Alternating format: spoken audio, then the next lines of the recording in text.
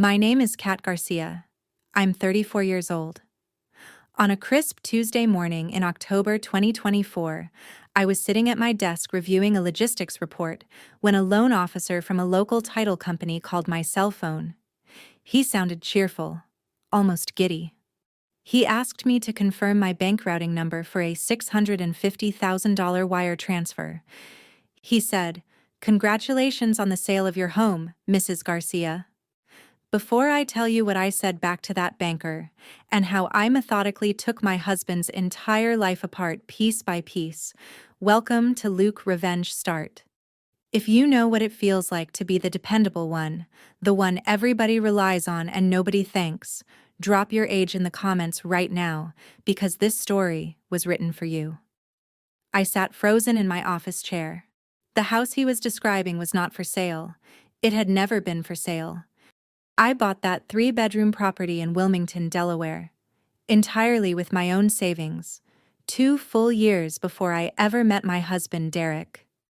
The hardwood floors, the upgraded kitchen, the bay window overlooking the quiet street out front. All of it belonged to me, and only me, long before Derek ever walked through the door. Derek is 35. He calls himself a tech entrepreneur.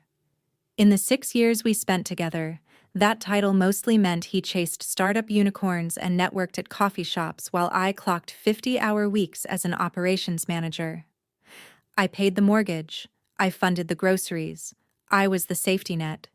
He was, in his own mind, the visionary. The banker waited patiently on the line, clearly assuming I was thrilled about the incoming money. A cold sensation spread slowly from my stomach up into my fingertips. My voice dropped an octave. I told the loan officer, calmly and clearly, that I had not authorized any sale of my property. I instructed him to freeze the transaction immediately and email me every single piece of documentation currently sitting in their file. The cheerful tone drained instantly out of the banker's voice. He stammered an apology and promised, twice, to halt the wire before it went anywhere. I hung up the phone and set it face down on my wooden desk. My hands were trembling, but I did not shed a single tear. Not one. The math ran through my head on its own. A $650,000 real estate transaction requires deeds. It requires signatures. It requires intimate, granular knowledge of my personal information. And there was exactly one person on this entire earth who had unhindered access to my primary identity documents. I was sharing a bed and a life with a man who was actively trying to liquidate everything I owned. The metallic click of a key turning in the front door cut through the silence of the house. The familiar jingle of Derek's keychain echoed down the hallway, followed a second later by the heavy thud of his expensive leather briefcase hitting the entryway floor. His footsteps moved closer toward my home office. I had a fraction of a second to decide. I could confront him right now and watch him spin a fresh web of lies. Or I could smile, play the supportive wife, and quietly go hunt down the evidence needed to bury him. I chose the smile. I smoothed my expression into the blank, neutral mask of a supportive spouse, just as the front door swung open. Derek stepped into the foyer carrying the warm scent of roasted peanuts, lime, and chili with him. He held up a brown paper bag from my favorite Thai restaurant down on Market Street and flashed his signature boyish grin. The same grin that used to make me forget how much money he'd lost on his last venture, now trying to distract me from the fact that he was quietly liquidating my life.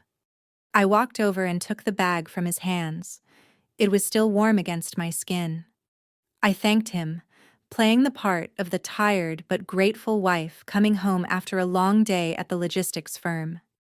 In 6 years together, I had learned the private language of my husband's bribes. Derek did not buy spontaneous takeout unless he wanted something from me, or unless he was hiding something from me. Tonight, it turned out, he was doing both at once. He followed me into the kitchen I had paid to remodel just last spring. He leaned against the marble island, watching me plate the food, and poured 2 glasses of white wine. He looked so relaxed, so entirely at home, in a house he was actively working to sell right out from under me. We sat down on the bar stools. I picked up my fork and twisted the noodles around it. They tasted like wet cardboard in my mouth, but I forced myself to chew, and swallow, and smile. I asked him how his day had gone, keeping my voice light and genuinely interested. Derek lit up instantly. He launched into a monologue about his new logistics application, throwing around words like synergy and disruptive and seed capital like confetti. He sounded like a walking corporate brochure. In his own mind, he was already the CEO of a multi-million-dollar empire. In reality, he was a man who had not drawn a steady paycheck in 3 straight years. I listened, quietly reading his body language the entire time. He tapped his fork against the rim of his plate. He avoided direct eye contact the moment he reached the financial part of his little pitch. And then, he dropped the bait. He took a slow sip of wine and looked past me, at the wall. He mentioned, almost casually, that his lead investors were getting aggressive. He said that to secure the next round of funding, he needed to demonstrate personal liquidity. Then he paused, letting the silence stretch out across the kitchen like a trap being set. I knew exactly what he was waiting for. He was waiting for me to offer up my own savings, or suggest we take out a loan. When I said nothing, he shifted in his seat, leaned forward, and lowered his voice into that gentle, persuasive tone he'd spent 6 years perfecting. He told me we needed to think about restructuring some of our assets to free up capital. He used the word our.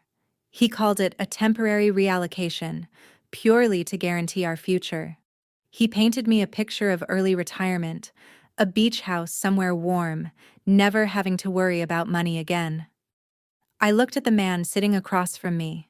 He was testing my compliance. He was checking the fences, quietly probing to see whether I was suspicious yet about the $650,000 wire transfer his title company had almost pushed through that very afternoon. If I argued, if I started asking questions, he would immediately know the bank had already called me, so I nodded instead. I swallowed the dry noodles and took another slow sip of wine. I told him he had always been the visionary of this family. I told him I trusted his financial instincts completely, and that whatever restructuring he needed to do was fine with me, as long as we were building toward our shared future together. The relief that washed over his face was immediate. His shoulders dropped. He smiled and reached across the marble counter to squeeze my hand, telling me I was the best partner a man could ask for. My stomach turned over completely, but I kept that smile plastered firmly on my face. He had bought the performance, entirely. Dinner ended. He gathered up the plates, loaded the dishwasher while whistling some tune under his breath, kissed my forehead, and announced he was heading upstairs to shower before we settled in to watch a movie together. I watched him walk out of the kitchen. I listened to his footsteps climb the hardwood stairs. I waited, patient and still, until I heard the distinct groan of the master bathroom pipes and the steady rush of water hitting the shower floor. My smile vanished instantly. The clock had started. I stood up and walked quietly down the hallway toward his home office. It was a room I rarely entered. Derek called it his sanctuary. I called it the place where my paycheck went to die. The room smelled like expensive cologne and worn leather. A sleek modern desk sat squarely in the center, conspicuously clear of any actual work. I walked straight to the bottom right drawer, the only drawer in the entire house he kept locked. He kept the primary key on his car ring, but I am an operations manager by trade. My whole career is built on knowing exactly where the backups are hidden. Derek was predictable in that way. He loved the illusion of security far more than he could tolerate any real inconvenience. I dropped to my knees and ran my hand along the underside of the center console. My fingers brushed against a strip of heavy-duty tape. I peeled it back, and a small brass key dropped into my palm. I slid it into the lock. It turned with a heavy, satisfying click. I pulled the drawer open. It was meticulously organized. There were files from his old failed startups, folders full of credit card statements I had never once seen, but tucked at the very back, wedged behind a stack of blank printer paper, sat a thick red folder. I pulled it free and laid it flat on the pristine glass surface of his desk. My hands were steady now. The initial shock from the banker's phone call had already burned off, leaving behind a cold, clinical, almost surgical focus. I opened the red cover.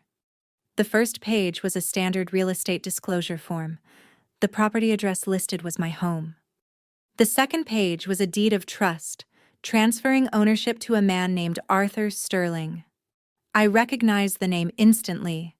A local venture capitalist Derek had been quietly courting for months. I flipped to the third document. It was a very specific power of attorney, granting Derek full legal authority to execute real estate transactions on my behalf. I scanned through the dense legal paragraphs until I reached the bottom of the page, and there, on the signature line where my name belonged, sat a forgery. I stared at it in disbelief. It was an insultingly bad forgery, the kind a child might scrawl while bouncing around in the back seat of a moving car. The slant was forced. The loops on my letters were completely wrong. Derek hadn't even practiced. He'd simply scribbled my name, assuming I would never see it. Assuming the title company wouldn't look closely enough. Assuming my role as the quiet, reliable wife meant I had become invisible. Beside the forged signature sat a bright blue circular stamp, a formal notary seal. I read the name printed inside the circle. Someone had legally sworn in writing that they had personally witnessed me sign this document. The date on the stamp read October 3rd, 2 weeks earlier.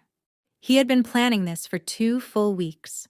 He had sat across from me at our own breakfast table, casually asked me to pass the coffee, all while already knowing he had signed away the very walls around us.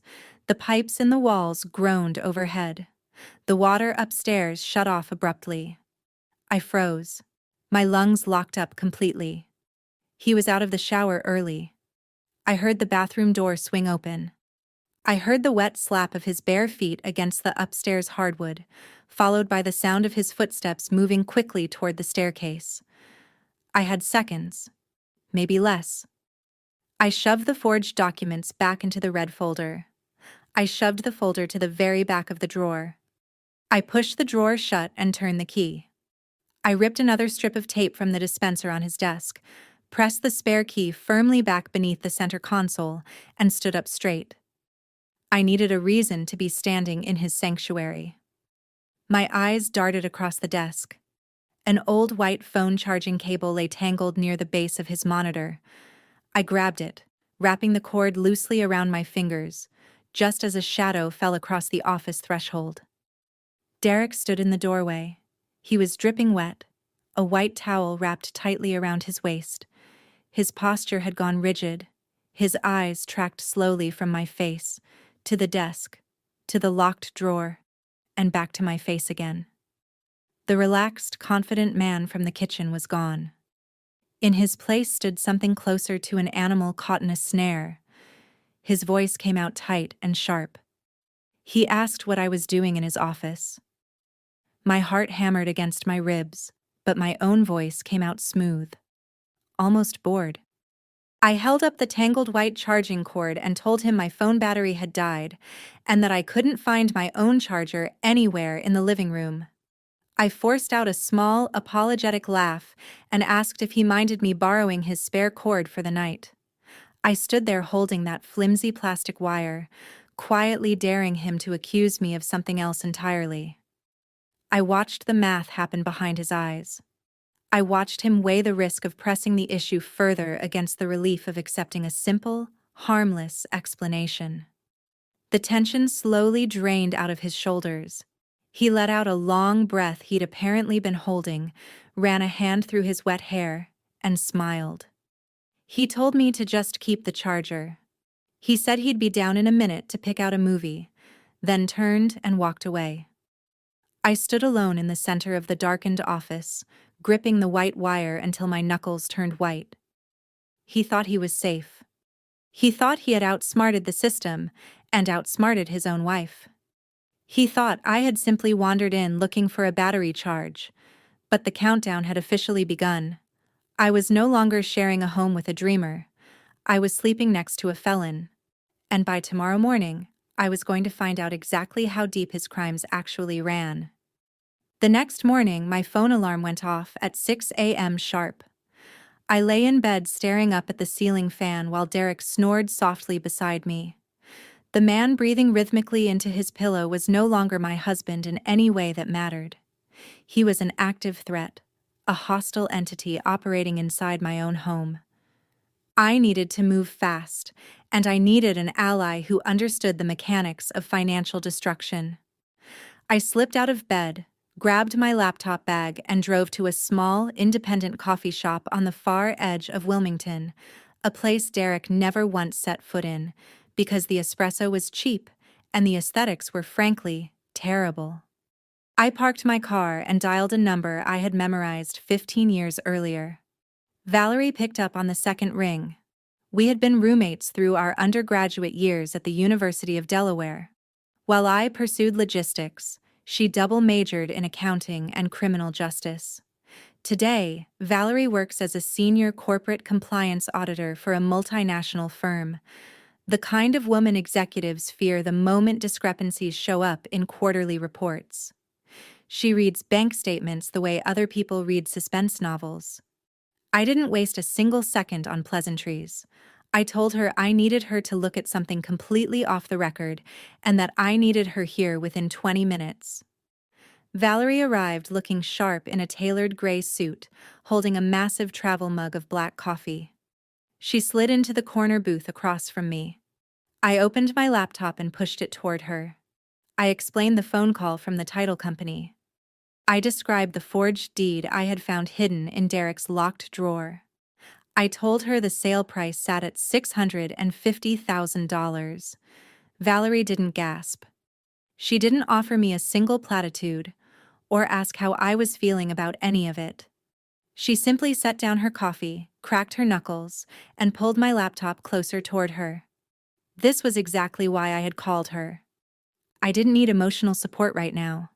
I needed a forensic strike. She asked me for Derek's primary email address and every password of his I could remember.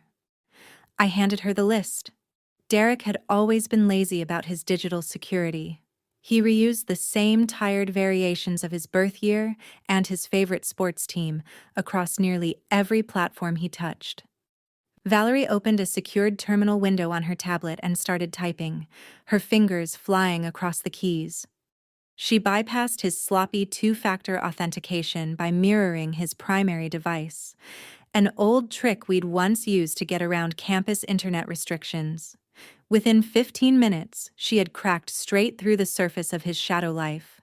She accessed his primary business accounts, the very same ones he claimed were permanently tied up in venture capital funds. The screen lit up with a financial crater so deep it made my stomach physically drop. Derek hadn't simply made a few bad investments, he had obliterated everything he touched, methodically and completely. The ledger revealed a series of catastrophic margin calls tied to a disastrous cryptocurrency collapse earlier in 2024. He had chased a volatile alternative coin, leveraging money he never had. When the market crashed, the platform liquidated his positions outright, leaving him buried under hundreds of thousands of dollars in unsecured debt. Valerie traced the incoming demand letters. The creditors were closing in fast. The so-called aggressive investors Derek had mentioned so casually the night before, over pad thai, turned out to be aggressive collection agencies actively preparing to initiate asset seizures. He wasn't selling my house to fund some shiny new logistics app. He was selling it to stop the bleeding, plain and simple. I stared at the red figures cascading down the screen. 6 years. 6 years spent listening to his pitches, believing in his so-called potential, quietly covering the mortgage so he could stay focused on the big picture. And the entire big picture, it turned out, was a fraudulent scheme propped up by nothing but my own unyielding stability. Then Valerie stopped scrolling. She highlighted one specific line item on the digital ledger, and her voice lost its clinical edge for the first time all morning.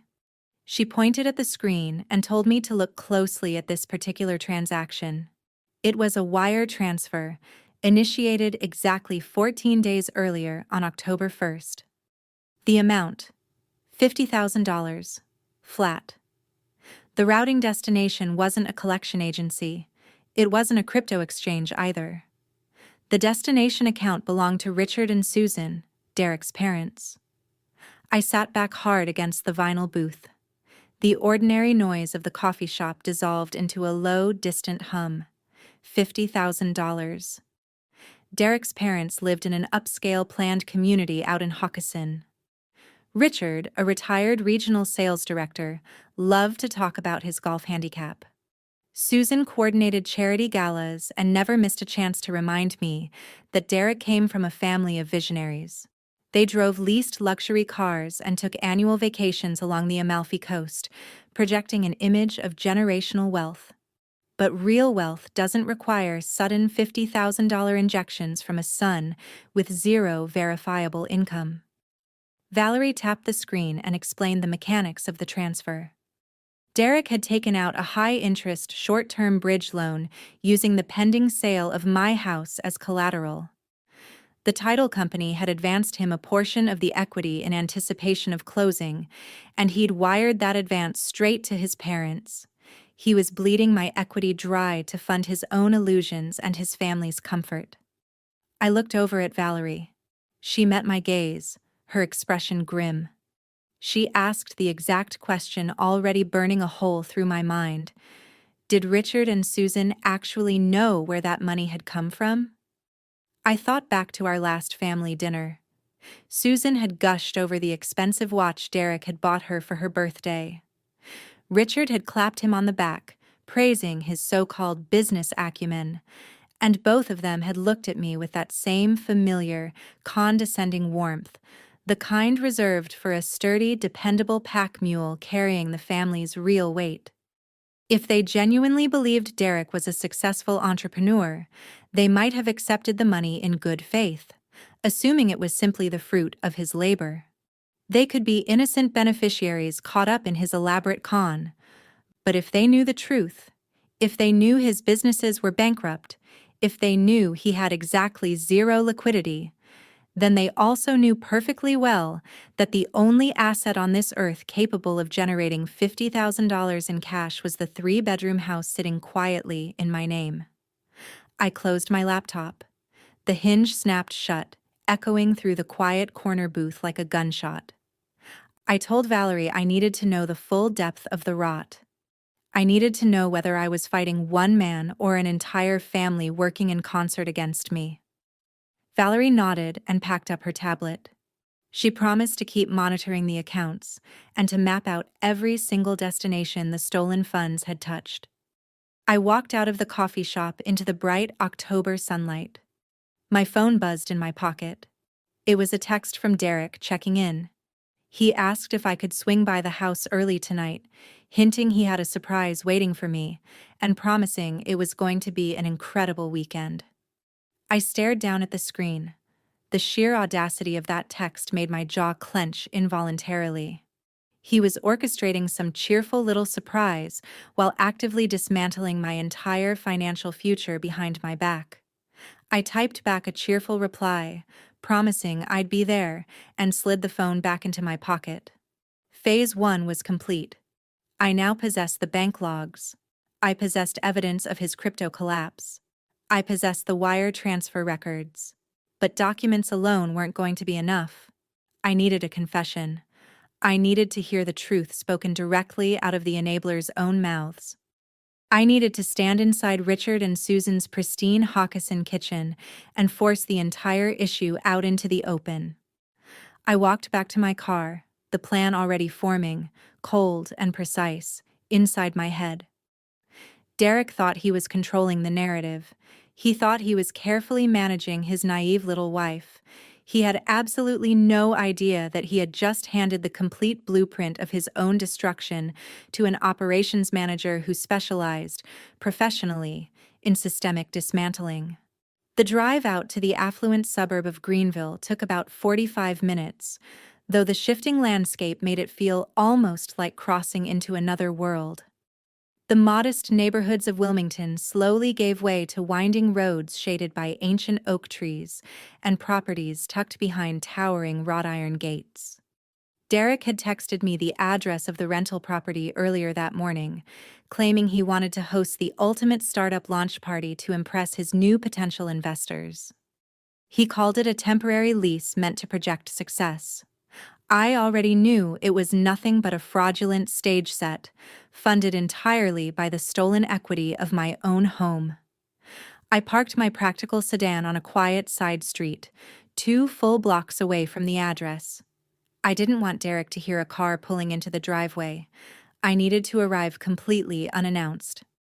I walked down the manicured sidewalk, the crisp October air biting through my thin jacket. The house Derek had chosen was a sprawling faux chateau, 4 massive columns framing the entryway, a circular driveway paved in imported stone, and an absurd tiered fountain on the front lawn. It was a monument to unearned wealth. As I got closer, I could hear voices drifting from out back. I moved softly across the grass, staying close to the hedge separating the estate from its neighbors.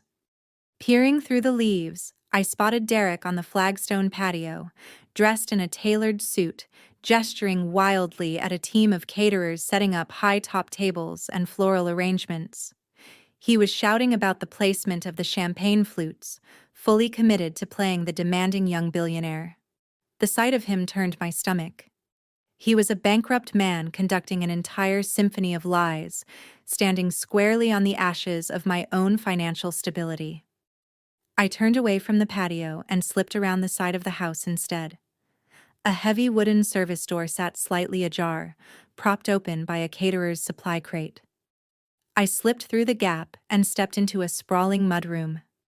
The air inside carried the scent of fresh paint, citrus cleaning supplies, and roasting garlic.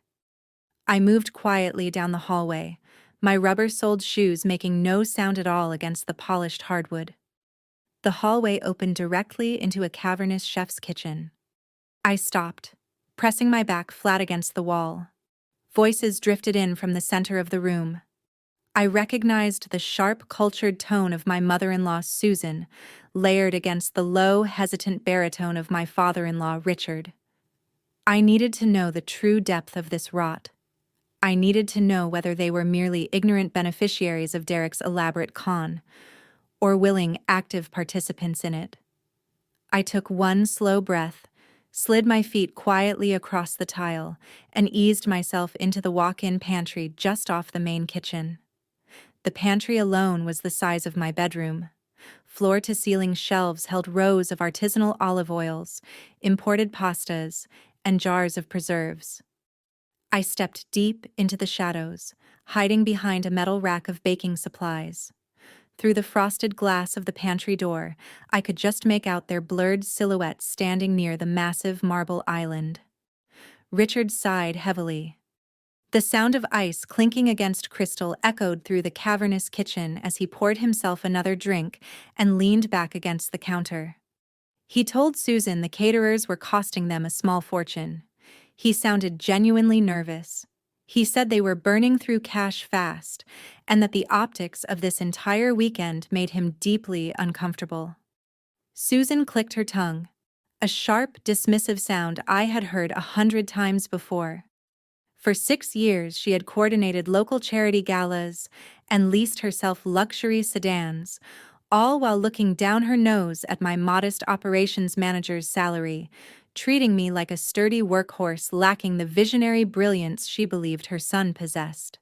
She told Richard to stop pacing and drink his scotch, insisting the party was an investment, and that Derek needed to look the part to secure the venture capital. Richard lowered his voice further and asked about the money, specifically about the $50,000 wire transfer that had hit their account 2 weeks earlier. He said the bridge loan felt dangerous, that he was genuinely worried about legal exposure, and he asked, point blank, whether Kat was going to find out about the real estate transfer before the house officially closed. My heart hammered against my ribs, but I forced my breathing to stay slow and silent. I reached into my jacket pocket, pulled out my smartphone, swiped the screen open, tapped the voice memo app, and pressed the red circular button to begin recording. The digital timer began ticking steadily upward, quietly capturing every single word bouncing off those kitchen tiles. Susan laughed, a light, breezy sound, entirely devoid of guilt or hesitation. She took a slow sip of her wine and set the glass down on the marble counter. She told her husband to stop acting like such a coward, insisting Kat was far too busy working 50-hour weeks to ever notice a stack of legal documents. She stated flatly that Derek had done exactly what he needed to do in order to save his business and to protect their own retirement accounts. Richard pushed back, weakly. He said forging a signature on a power of attorney was a federal crime. He said that if Kat ever checked the county property records, the entire family could end up facing indictment. Susan scoffed. Her voice sliced through the air, sharp and unapologetic, and the recording caught every syllable with perfect clarity. She told Richard to lower his voice, insisting that the girl was his wife, and that when you marry into a family, your assets belong to that family. Derek, she explained, had been obligated to protect his own parents, precisely because his wife lacked the vision to support his growing empire. He'd done exactly what needed doing with that paperwork, and the $50,000 was, in her eyes, simply their rightful share of the equity. Kat would eventually get over the shock, once the new startup launched and made them all millionaires. I stood in that dark pantry, surrounded by imported groceries, while my entire reality quietly fractured and reassembled itself into something colder and far sharper. They knew. They hadn't merely accepted stolen money without asking questions. They knew, in explicit and specific detail, about the forged signature. They knew, just as clearly, about the fraudulent power of attorney. They had actively encouraged the theft because in their minds, my life, my labor, and my property had always been part of their own personal treasury, a resource to be drawn on whenever their son's ambitions ran short of cash. The recording ticked past the 2-minute mark. Richard murmured his agreement. He took another sip of his scotch and said he simply hoped the title company finalized the remaining funds by Monday so they could finally pay off their overdue country club dues. My blood ran cold, but my resolve turned to steel. I was not fighting a misguided husband struggling through a failed business. I was fighting an organized family theft ring, one that had clearly rehearsed this arrangement long before I ever found the red folder. They had stripped me down to the studs to fund their fragile illusion of high society wealth.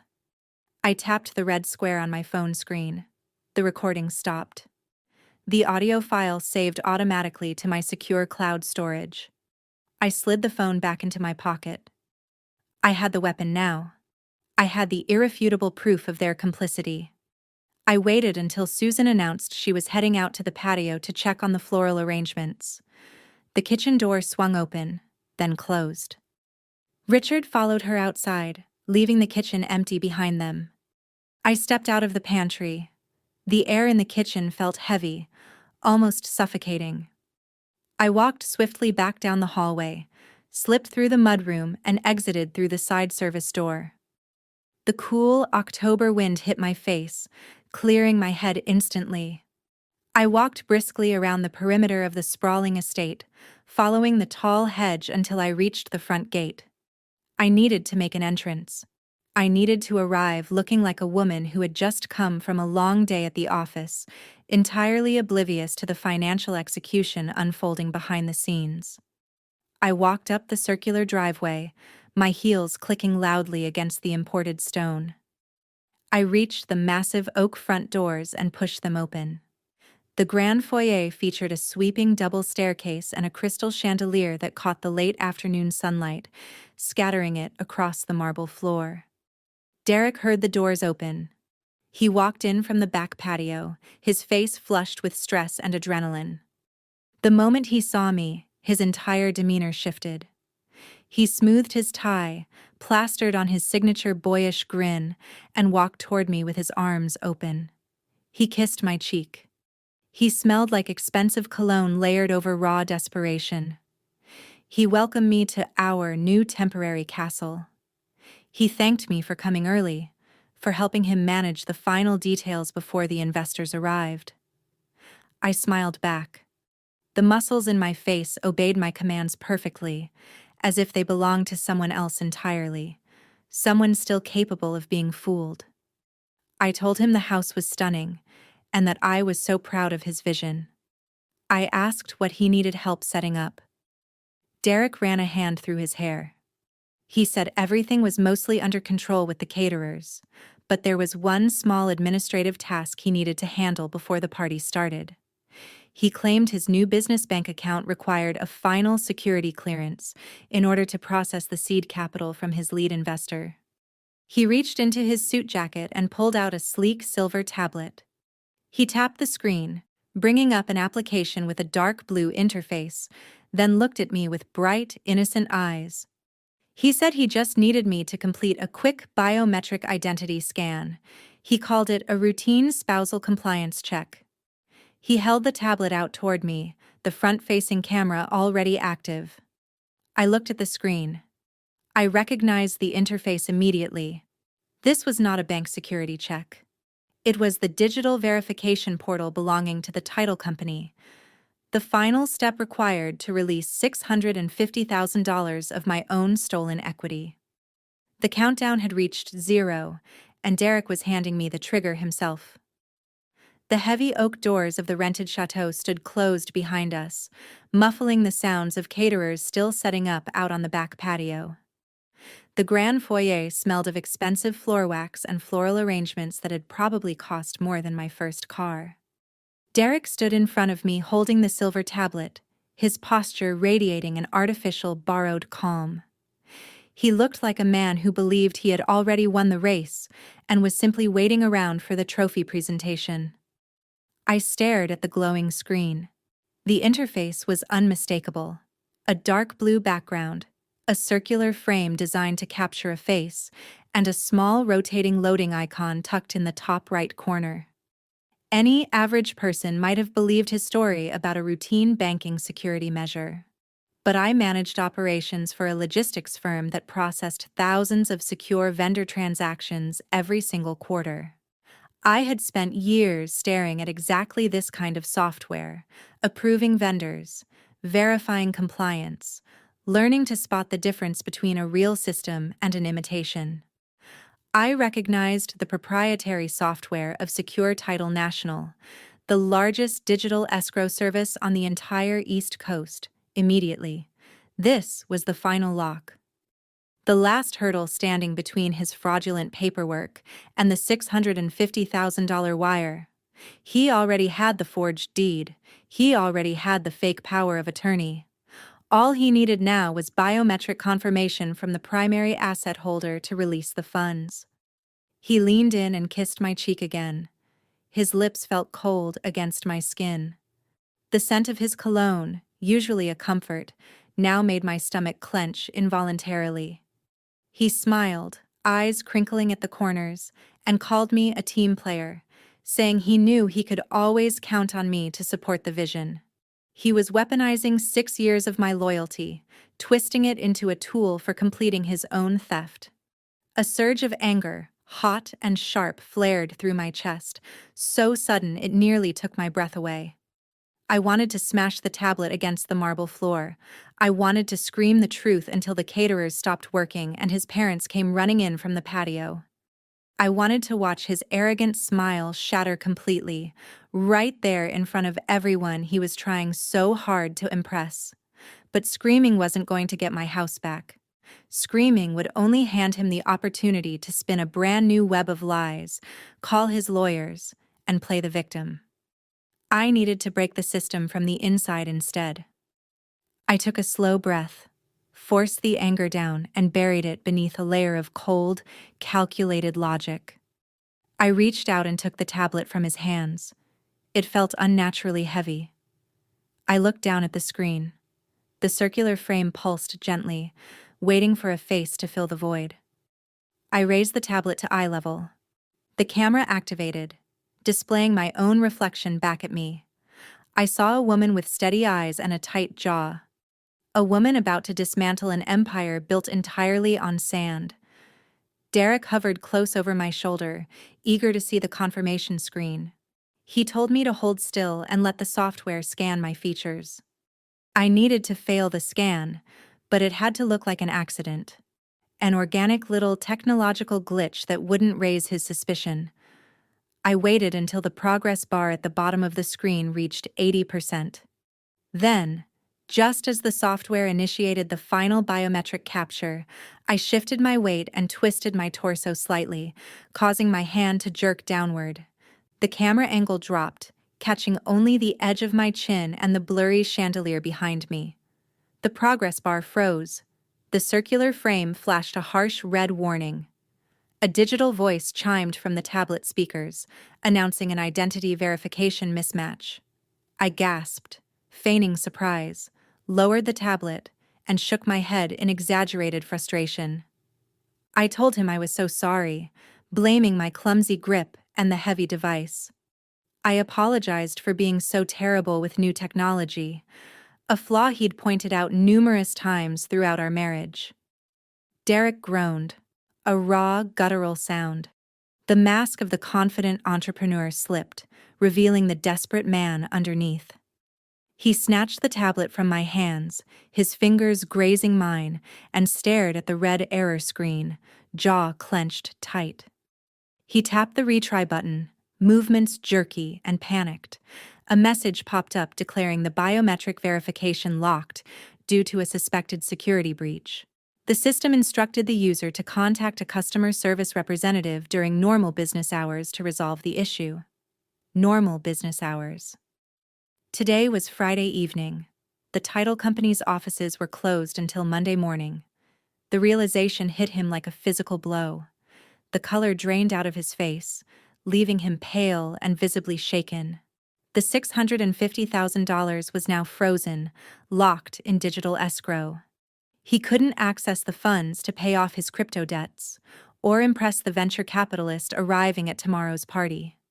He cursed under his breath and ran a hand through his perfectly styled hair, ruining the whole image of effortless success. He paced the foyer, muttering about incompetent software developers and broken banking systems. I watched him unravel, maintaining my facade as the concerned, supportive wife. I asked him if everything was all right, whether the error was going to cause a problem with the new startup account. He stopped pacing and forced out a tight, strained smile. He told me it was just a minor administrative hurdle and that he'd call the bank first thing Monday to sort it out. He tried to project confidence, but his eyes were wide with barely contained panic. I nodded, accepting his lie with practiced ease. I told him I was sure he'd figure it out, because he always did. I patted his arm, a hollow little gesture of comfort, and excused myself to go check on the floral arrangements in the dining room. I walked away from him, leaving him alone in the grand foyer with a locked tablet and a crumbling empire. The biometric trap had worked. I had bought myself 48 hours. 48 hours to find the weak link in his fraudulent chain. 48 hours to gather the final pieces of evidence needed to trigger a catastrophic legal collapse. I needed to find the notary. The forged power of attorney sitting in his locked desk drawer bore a formal blue stamp, one belonging to a licensed professional who had sworn, under penalty of perjury, that they had personally witnessed me sign that document. I knew for a fact I had signed nothing, so that notary was either a victim of a sophisticated forgery themselves, or a willing accomplice in a federal crime. I pulled my phone from my pocket as I walked toward the dining room, opened a secure messaging app, and typed a rapid text to Valerie. I told her the biometric scan was blocked and the funds were frozen until Monday. I instructed her to shift focus immediately. I needed a name, an address, and a full background check on the notary whose seal appeared on the fraudulent documents. Valerie replied within 30 seconds.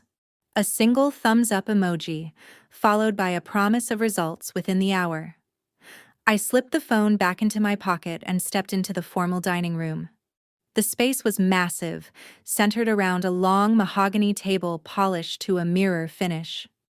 A team of caterers was busy arranging elaborate centerpieces of white orchids and silver candelabras. I walked over to a stack of pristine white linen napkins and began folding them. The repetitive motion grounded me, giving the adrenaline coursing through my veins somewhere to go. My mind raced through the situation. If the notary was a willing accomplice, they'd be difficult to break. They'd have an alibi, a fabricated story ready to defend their actions. But Derek wasn't a sophisticated criminal. He was a desperate man drowning in debt, making impulsive decisions just to stay afloat. He was arrogant and lazy. He wouldn't have hired a professional fixer. He would have used someone he could manipulate, someone he could control. My phone vibrated against my hip. I set down the napkin and pulled it out. Valerie had sent a secure link. I tapped the screen, opening a detailed dossier. The notary wasn't a seasoned legal professional working out of some downtown firm. The name on file was Jason Miller. He was 23 years old, a recent college graduate with a degree in communications, still carrying the kind of optimism that hadn't yet been tested by the real world. His current employment status was listed as an unpaid administrative intern at a logistics startup. Derek's logistics startup. The pieces clicked together, forming one clear, damning picture. Derek hadn't paid a stranger to commit fraud. He had coerced a terrified intern, leveraging his position of power and threatening the young man's future career prospects to force him into stamping a fraudulent document. It was exactly the kind of cheap, lazy shortcut Derek always reached for, never the harder path. Always the one that cost him the least and cost someone else everything. Jason Miller was the weak link. He was the key to unlocking the entire conspiracy. I closed the dossier and typed a quick reply to Valerie. I told her we had our target and instructed her to find Jason's current location. We were going to pay the intern a visit. I looked up from my phone. Through the large picture windows overlooking the front driveway, I saw Derek pacing back and forth across the stone pavers, cell phone pressed to his ear, face twisted into a mixture of rage and desperation, almost certainly screaming at an automated customer service line, trying to bypass the security lock on the title company's portal. It was almost pitiable, watching him fight so hard against a wall he had no idea I'd built. He was fighting a losing battle against a digital wall, with absolutely no idea that the real threat wasn't a software glitch at all. The real threat was standing in the dining room, quietly watching his every move, preparing to dismantle his life brick by stolen brick. I found Derek standing back in the grand foyer, staring blankly at the locked silver tablet. He looked like a man who had just watched his last lifeboat sink beneath the waves. I approached him with practiced concern, softening my features into the image of an oblivious, supportive spouse. I told him I needed to run back home to Wilmington to grab my formal Navy suit for tomorrow's party and pick up a few extra supplies while I was there. He barely registered my words. He muttered a distracted agreement, waved a hand toward the door, and went right back to dialing his phone. He was trapped in a digital cage entirely of his own making. I walked out of the rented chateau and climbed into my practical sedan. The moment those heavy oak doors closed behind me, the concerned wife persona evaporated completely. I gripped the steering wheel and let the cold night air rush through the open window as I drove away from that affluent neighborhood. My phone buzzed in the cup holder. Valerie had sent a location pin. Our target was sitting at a coffee shop near the university campus. Jason Miller was 23 years old. According to the dossier Valerie compiled, he was a first-generation college graduate desperate to secure a foothold in the competitive tech industry. He'd accepted an unpaid internship at Derek's logistics company, hoping it would convert into a salaried position. Instead, he'd become a pawn in a federal crime. I pulled into the crowded parking lot of the coffee shop. Neon light glowed against the rain-slicked pavement. Valerie was already leaning against her sleek black sedan, waiting, wearing her tailored gray suit like armor. We didn't exchange pleasantries. We simply walked side by side toward the glass doors, our steps perfectly synchronized, two women moving with the same singular purpose. Inside, the coffee shop hummed with the mundane energy of college students studying and friends trading late-night conversation. The scent of roasted espresso and stale pastries hung heavy in the air. It was a perfectly ordinary setting for the execution of a legal ambush. Valerie scanned the room and nodded toward a small circular table tucked into the back corner. Jason Miller sat hunched over a glowing laptop, looking younger in person than his file suggested. A faded hooded sweatshirt, wire-rimmed glasses sliding down his nose, typing furiously, surrounded by empty coffee cups and crumpled napkins. He looked exactly like an overworked, underappreciated intern trying to prove his worth to a boss who was, unbeknownst to him, already bankrupt. We approached from his blind spot. Valerie pulled out the chair across from him and sat down. I took the seat to his left, effectively trapping him in the corner. Jason jumped, his hand knocking against a paper cup and spilling a few drops of cold coffee onto the table. He looked between us, eyes wide behind his glasses, and started stammering an apology, assuming we simply wanted his table. I looked him dead in the eye. I introduced myself, told him my name was Kat Garcia, and said I believed he'd recently notarized a document for my husband. The blood drained from the young man's face, leaving his skin a pale, sickly shade of gray.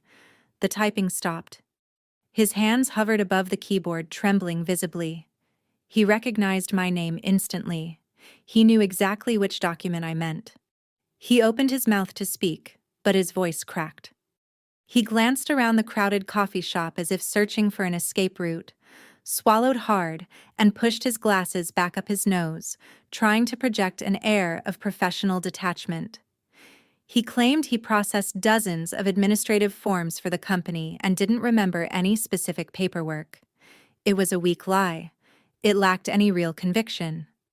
Valerie didn't let him breathe.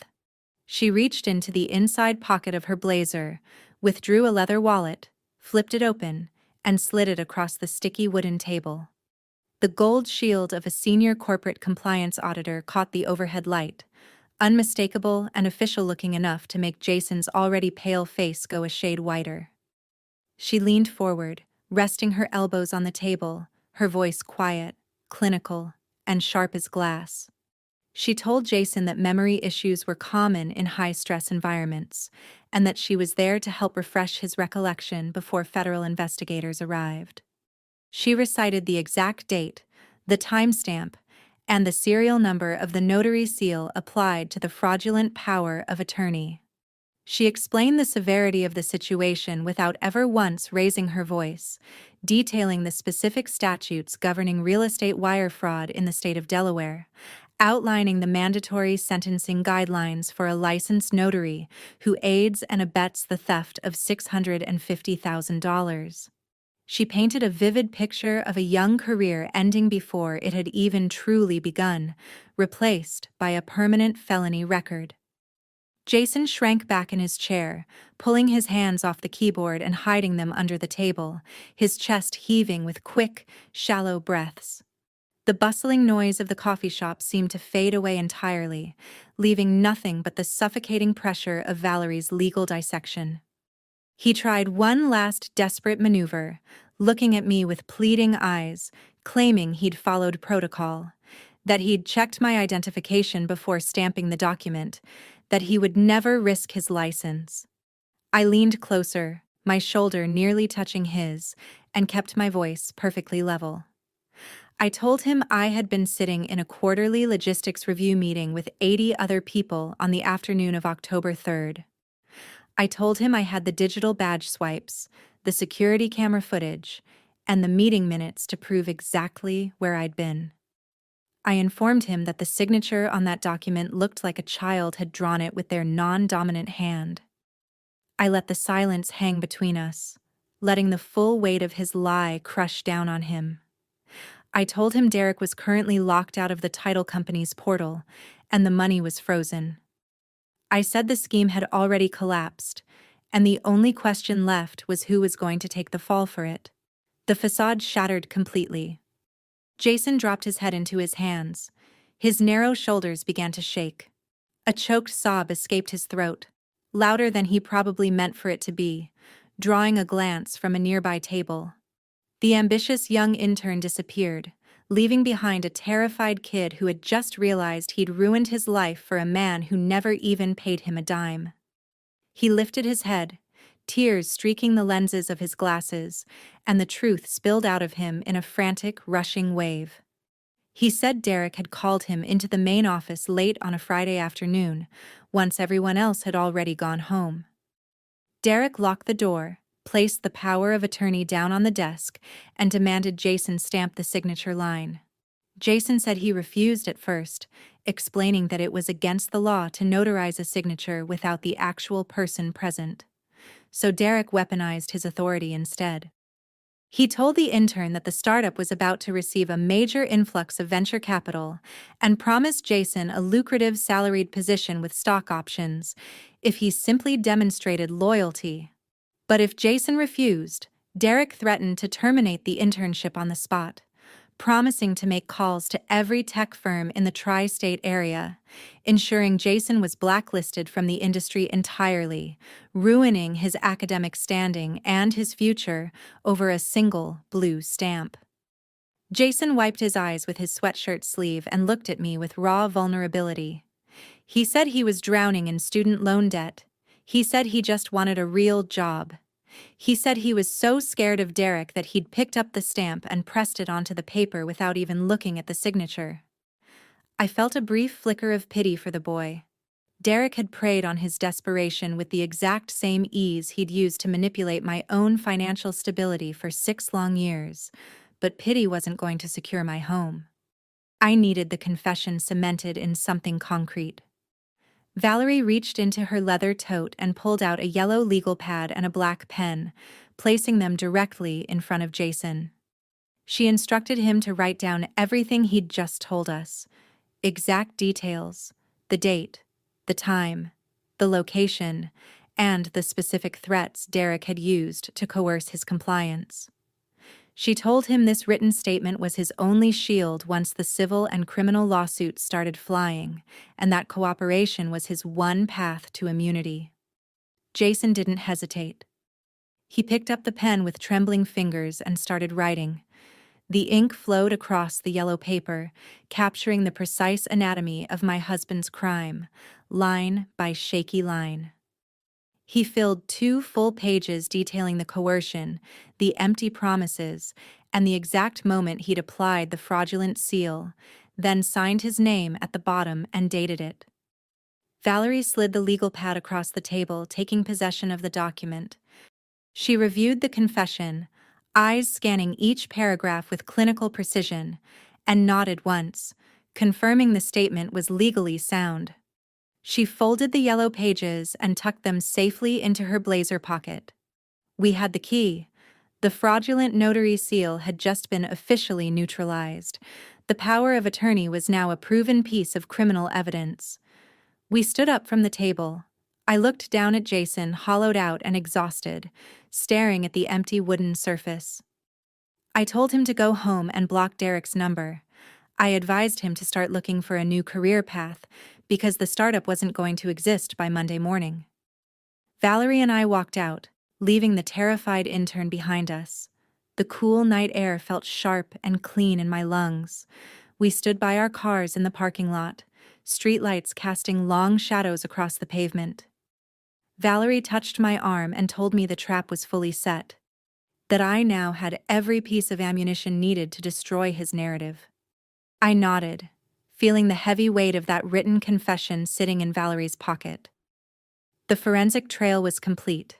The audio recording of his parents was saved. The intern had folded. Derek was isolated, and he didn't even know it yet.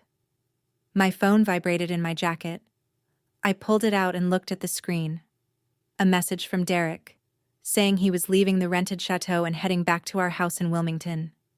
He complained about the software glitch, but claimed he was exhausted and needed to sleep before the big investor launch party tomorrow. He ended the text with a red heart emoji. A cold smile touched the corners of my mouth. He was heading home to sleep in my bed, under my roof, perfectly comfortable in his delusion of control. I told Valerie I needed to get home before him. The physical evidence was secured, but the legal kill shot still needed to be fired. I had to file formal paperwork with the county clerk to make absolutely sure the title company could never push that transaction through again. I climbed into my car and started the engine. The drive back to Wilmington would take 20 minutes. Derek was handing me the perfect opportunity. He was going to fall asleep dreaming of his impending wealth, and while he slept, I was going to log into the county portal and permanently freeze the ground beneath his feet. The midnight strike was approaching. I arrived back at the house in Wilmington just before 11. The neighborhood sat quiet, streetlights casting long shadows over the manicured lawns, every window on the street already dark. I parked my sedan in the driveway and walked through the front door, keys jingling softly in the lock. The house felt different that night. It felt like a crime scene disguised as a sanctuary, familiar and foreign at the same time. I walked into the kitchen and poured myself a glass of cold water. My hands were finally steady. The adrenaline from the confrontation with Jason Miller had faded, replaced by a deep, sustaining coldness. I had the confession, the written proof of coercion, signed by a terrified intern, resting safely inside Valerie's tote bag. The audio recording of Susan and Richard admitting their complicity sat securely uploaded to my cloud storage. I possessed the evidence necessary to destroy Derek's narrative, but evidence alone doesn't stop a real estate transaction. Evidence has to be weaponized. I heard the garage door rattle open just past midnight. Derek's heavy footsteps crossed the threshold. He tossed his keys onto the entry table with unnecessary force. I stood in the shadows of the hallway watching him walk toward the kitchen. He looked exhausted, shoulders slumped, his expensive tailored jacket hanging loosely over one arm, none of his usual polish left. The confident, arrogant tech bro who had kissed my cheek hours earlier was gone, replaced by a man slowly buckling under the weight of his own deception. I stepped into the light. He jumped, startled by my sudden appearance. I kept my expression perfectly neutral, offering a small, supportive smile, and asked him how the rest of his evening went. He ran a hand through his hair, ruining the carefully styled look, and grumbled about software developers and banking regulations. He claimed he'd spent 2 hours on hold with customer service, only to be told the biometric lock required a manual override from a senior account manager. He spun a lie about a minor bureaucratic delay, assuring me he'd have it sorted out first thing Monday morning. He leaned against the kitchen island, rubbing his eyes, and said he was too tired to deal with it tonight. He needed to rest before tomorrow's massive investor launch party. He needed to be sharp. He needed to project success. I poured him a glass of water and handed it over, telling him he worked too hard, that he deserved a good night's sleep. The hypocrisy tasted like copper in my mouth, but I swallowed it down anyway. I needed him comfortable. I needed him oblivious. We walked upstairs together. The simple domestic routine felt almost surreal. We brushed our teeth side by side in the master bathroom, staring at our reflections in the wide mirror. I watched him study his own face, checking for wrinkles, adjusting his jawline, entirely obsessed with the image he projected to the world, completely unaware that the foundation beneath that image was already crumbling. He climbed into bed and pulled the heavy duvet over his chest, turning his back to me, exhausted from the mental gymnastics required to maintain his fraudulent reality. Within 5 minutes, his breathing slowed into a deep, rhythmic cadence. He was fast asleep. I lay beside him, staring up at the ceiling in the dark bedroom. The digital clock on the nightstand glowed softly, casting a faint red light across the sheets. The intimacy of the moment felt suffocating. I was listening to the steady breathing of a man who had promised to build a life with me, while actively trying to steal my future out from under me. For 6 years, I had been his safety net. I had paid the bills, managed the household, and provided the unyielding stability that let him chase his illusions without consequence, quietly absorbing every failure so he never had to feel the weight of one. He'd rewarded that loyalty by forging my name, bleeding my equity, and conspiring with his own parents to strip me of everything I owned. The betrayal was no longer just a financial concept. It felt visceral, a physical weight pressing against my chest. But that weight didn't crush me. It solidified my resolve. I waited another 30 minutes, listening to the steady sound of his snoring, then slid out from under the covers with deliberate, slow precision. I grabbed my laptop from the chair near the window and walked silently down the hall to the guest bedroom, closing the door softly behind me and switching on the small desk lamp. I opened the laptop. The screen lit the dark room, casting a pale blue glow across my face. It was 1:45 in the morning. I opened my email client. A message from my attorney, Martin Hayes, was already waiting in my inbox. Martin was a sharp, pragmatic real estate lawyer I'd consulted earlier that afternoon, while Derek was busy renting his chateau. Martin had drafted the necessary legal documents but needed one final piece of evidence to authorize the filing.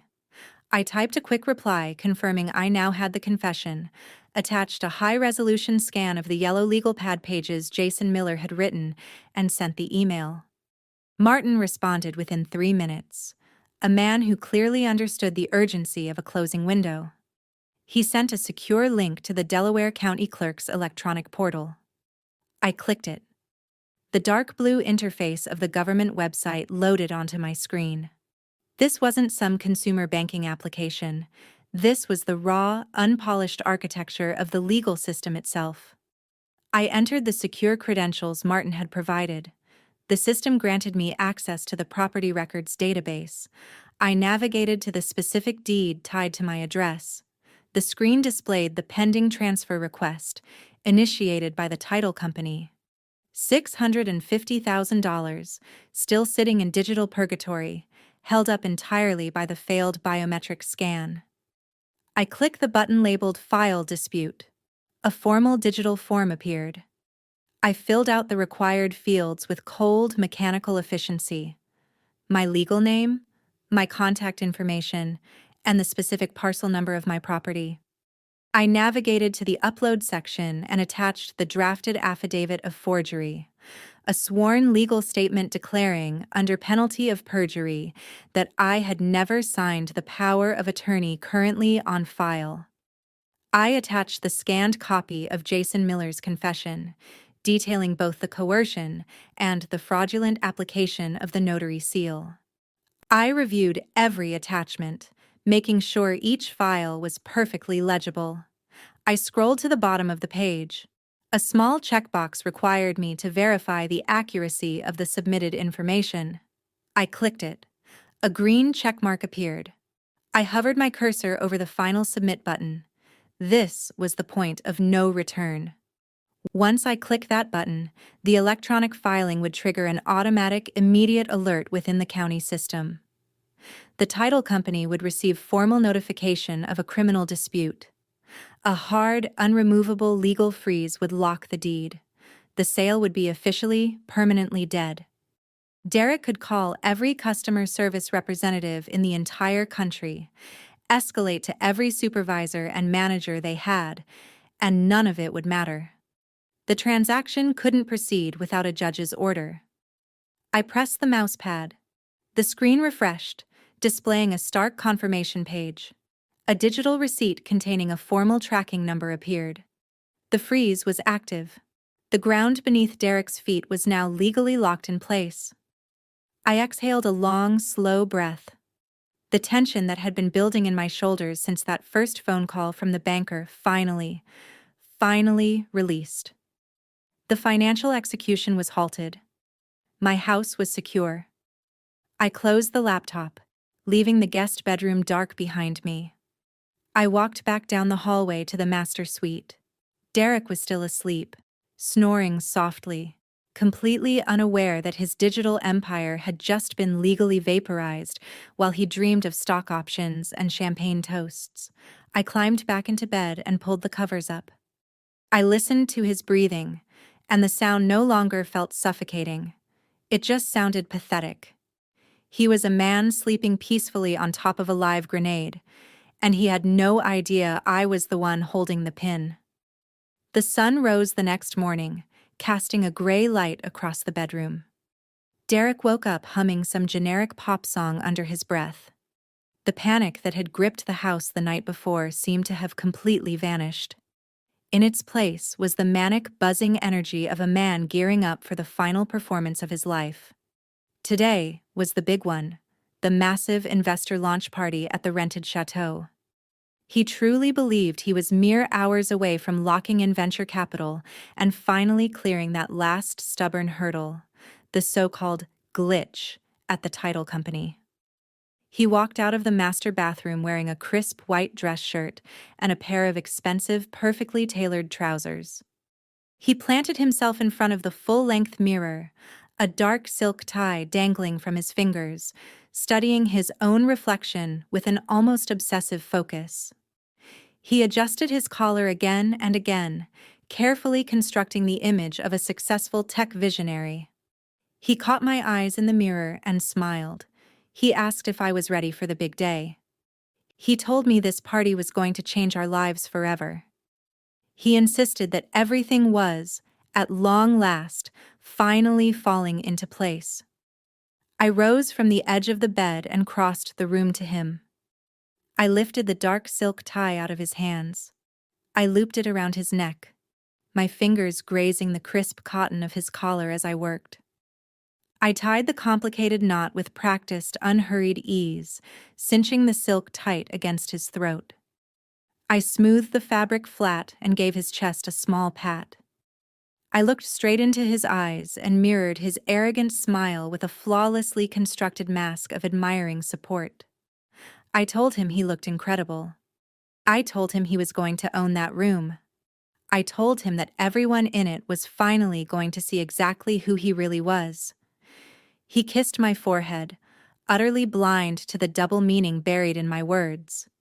He thanked me, grabbed his expensive leather briefcase, and rushed out the door, eager to get to the chateau and prepare for his guests. I stood alone in the bedroom as the silence of the house settled back around me. The midnight raid had gone off without a hitch. The house was secure. The evidence was collected. Now it was time to get ready for the public execution. I walked to my closet to choose the armor I would wear while I watched his empire burn to the ground. The morning sun threw harsh, bright bars of light across the kitchen counter where Derek had been standing just hours earlier. The house was finally, blessedly quiet. He had taken his briefcase, his hollow confidence, and his leased luxury car and driven off to the rented chateau, leaving me behind, alone, to finish tightening the last bolts on his downfall. I poured the leftover coffee down the drain and watched the dark liquid spin away. My schedule was tight. The party started at 2 o'clock that afternoon. That gave me roughly 5 hours to build my arsenal. I drove across town to a commercial printing center in downtown Wilmington, an industrial building wedged between a shipping warehouse and a corporate law firm. Mallory was already waiting for me near the entrance, a flash drive in hand containing the full digital record of my husband's crimes. Neither of us bothered with greetings. We walked straight to the high-volume production desk. The clerk behind the counter was a young woman chewing a wad of blue gum. I passed her the flash drive along with precise instructions. We needed 50 copies of 3 separate files. The first file was the formal affidavit of forgery, stamped with the official timestamp from the Delaware County Clerk's office confirming the legal freeze placed on my property. The second file was the handwritten confession from Jason Miller, laying out, in his own frantic scrawl, the coercion he'd faced and the fraudulent notary seal he'd been forced to use.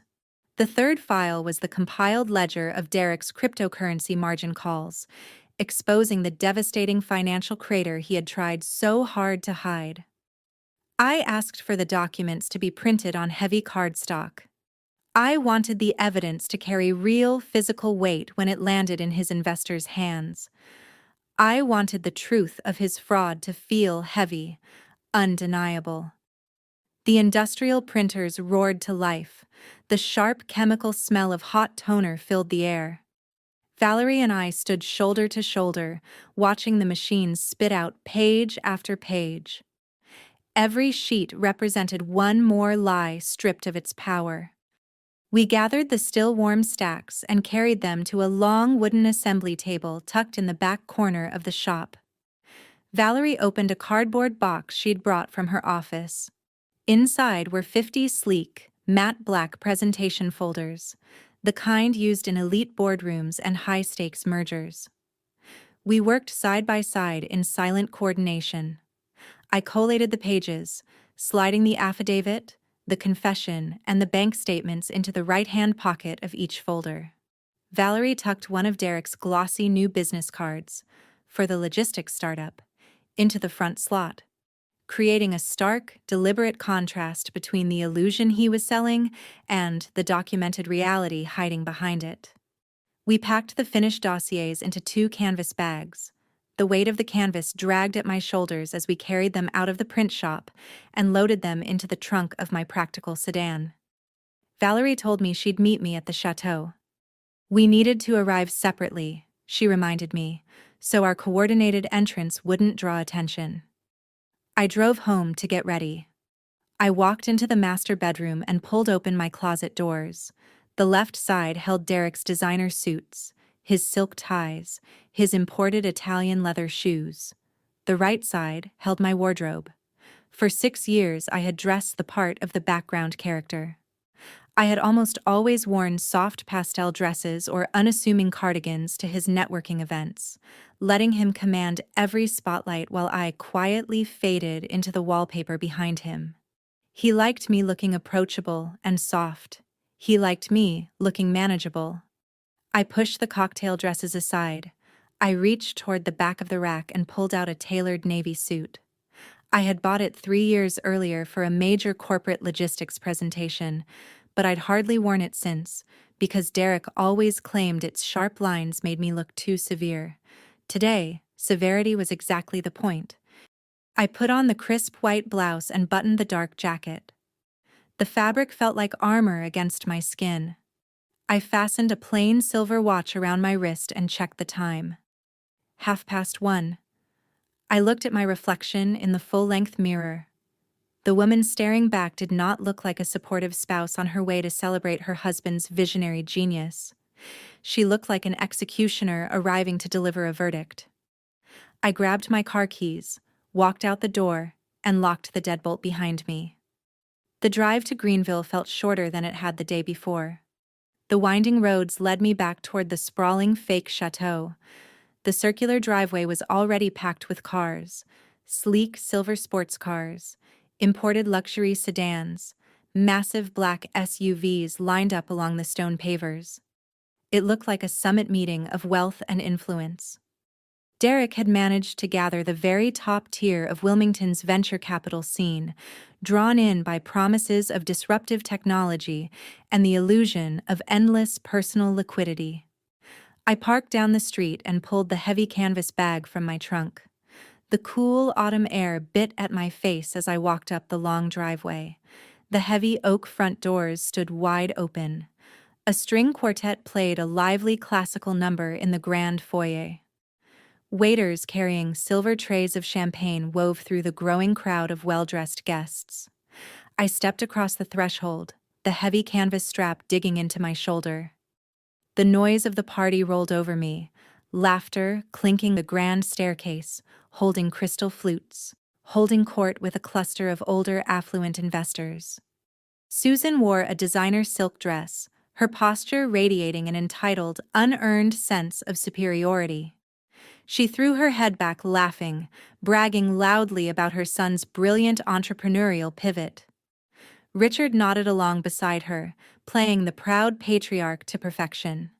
They were drinking in every drop of prestige, drunk on a fraudulent reality built entirely on the stolen equity of my own home. Neither of them noticed me standing at the entryway. I moved through the crowd, tracking my husband. Derek stood near the back patio doors, surrounded by a ring of young tech founders and would-be financial backers. He was completely in his element, gesturing animatedly, explaining his logistics app with the exact same buzzwords he'd rehearsed at my kitchen counter. He looked vibrant, confident, untouchable. Valerie appeared at my side, holding her own canvas bag, her dark blazer blending seamlessly into the corporate crowd. She leaned in close, her voice barely audible beneath the string quartet, and pointed out the VIP seating area tucked into the formal sunken living room just off the main foyer. The sunken living room featured several low-glass tables surrounded by plush leather sofas. Reserved placards sat on the glass, marking the space for the lead investors and Derek's most important financial targets. This was the staging ground, the place where he planned to lock in his seed capital right after his formal pitch. We moved with precise, calculated purpose. Derek was too busy playing the charismatic host to keep an eye on his own wife. Susan and Richard were too busy inflating their own egos to watch the perimeter. Valerie and I slipped into the sunken living room, momentarily empty while the guests mingled near the bars. We opened the canvas bags. I pulled out a stack of the matte black folders, the sleek covers cool and smooth under my fingertips. I knelt beside the first glass table and slid 3 folders onto the lower shelf, hidden just out of plain sight, but easy to reach the moment they were needed. Valerie mirrored me at the second table, tucking dossiers beneath the leather cushions and onto the decorative side stands. We worked our way through the entire VIP section, planting the explosive evidence with the quiet, unhurried efficiency of logistics professionals restocking a warehouse floor. All 50 folders were distributed across the room, ensuring every major investor would have a copy within arm's reach. The physical trap was set. The legal documents, the handwritten confession, and the bank records sat waiting in the shadows. We folded the empty canvas bags and tucked them behind a large potted palm in the corner. Valerie gave me one terse, silent nod and slipped back into the crowd, drifting toward the catering station to maintain her cover. I stood alone at the edge of the sunken living room, smoothing the lapels of my navy suit. The string quartet shifted into a faster tempo. The noise of the crowd swelled. The countdown had hit 0. The arsenal was deployed. I turned my attention back to the grand foyer, bracing myself to wait for Derek's scheduled speech. But as I scanned the sea of faces, my eyes locked onto a man standing near the marble fireplace. He was older, dressed in a bespoke gray suit, holding a glass of sparkling water. It was Arthur Sterling, the prominent local venture capitalist Derek had been desperately courting for months. More important than that, Arthur Sterling was the man listed as the buyer on the fraudulent deed sitting in the county clerk's electronic portal. He was the man whose escrow funds were, at that very moment, frozen. Derek had invited the very man he was actively defrauding to his own launch party, treating him as a guest of honor in a last-ditch push for even more funding. The sheer audacity of it sent a thrill of cold anticipation down my spine. The target was in the room. The folders were in place. The execution needed one final spark. I took a slow breath, stepped away from the sunken living room, and walked straight toward Mr. Sterling. The final phase was about to begin. Arthur Sterling was not a man built to fade into any background. He stood near the marble fireplace, radiating the quiet, authoritative energy of someone who controlled millions in venture capital. He was around 60, with silver hair swept back off a sharp, angular face, his bespoke gray suit hanging perfectly on his lean frame. While the rest of the guests mingled and shouted over the quartet, Mr. Sterling simply observed, sipping his sparkling water. He was a shark cutting slowly through a school of guppies, testing the water before deciding whether to bite. He was the primary target, the man Derek had spent months chasing with promises of disruptive logistics technology and outsized returns. More importantly, Arthur Sterling was the buyer named on the fraudulent deed, currently sitting in the county clerk's system. He was the man who had authorized a $650,000 escrow transfer to buy my home at a steep discount, with absolutely no idea the whole transaction was a federal crime. Derek had invited the very man he was defrauding to his own launch party and treated him like a guest of honor, all to squeeze out a little more funding. It was a staggering display of arrogance. Derek genuinely believed he could juggle the stolen house, the frozen title company funds, and the startup's capital raise without ever dropping a single ball. I adjusted the cuffs of my navy suit and took one slow, deliberate breath. The air in the grand foyer felt thick with perfume and expensive cologne. The noise of the crowd kept swelling. I needed to pull Mr. Sterling away from the herd before Derek noticed I was talking to him. I needed to land one precise, localized blow. I crossed the room toward the fireplace, my heels clicking softly against the polished floorboards. I didn't rush. I projected the calm, steady demeanor of a woman who belonged exactly where she stood. Mr. Sterling noticed me approaching. His eyes flicked toward me, assessing, calculating. He recognized me from a brief introduction Derek had made at an earlier networking event.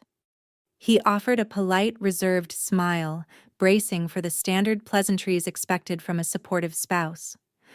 I stopped a few feet away, keeping a respectful distance. I didn't offer a handshake. I didn't bother with small talk. I looked straight into his sharp gray eyes and lowered my voice so the surrounding guests couldn't catch a word. I reintroduced myself as Kat Garcia, Derek's wife. I told him I needed 2 minutes of his time regarding the pending real estate transaction on the property in Wilmington. The polite smile fell away, replaced by guarded curiosity. He took a sip of his sparkling water and told me the closing was still scheduled for Monday morning, though he understood there'd been some minor administrative delay with the title company's software. Derek, he said, had assured him it would be resolved quickly. I reached into the pocket of my blazer and pulled out my phone, keeping my movements slow and unhurried. I unlocked the screen and navigated straight to the PDF I'd downloaded earlier that morning. I told Mr. Sterling there was no software glitch. I told him the transaction had been halted because the power of attorney used to authorize the sale was a forgery. I held the phone up so he could see the screen, the formal affidavit of forgery glowing in front of him, the red digital timestamp from the Delaware County clerk confirming the legal freeze on the property. Mr. Sterling didn't react right away. He was a seasoned investor, used to high-pressure moments and sudden market shocks. He kept his composure, but I watched his eyes track across the document. He read the legal language. He clocked the official seals. He understood instantly the undeniable weight of a formal criminal dispute. The blood slowly drained from his face, leaving him pale and drawn. The realization landed with real physical force.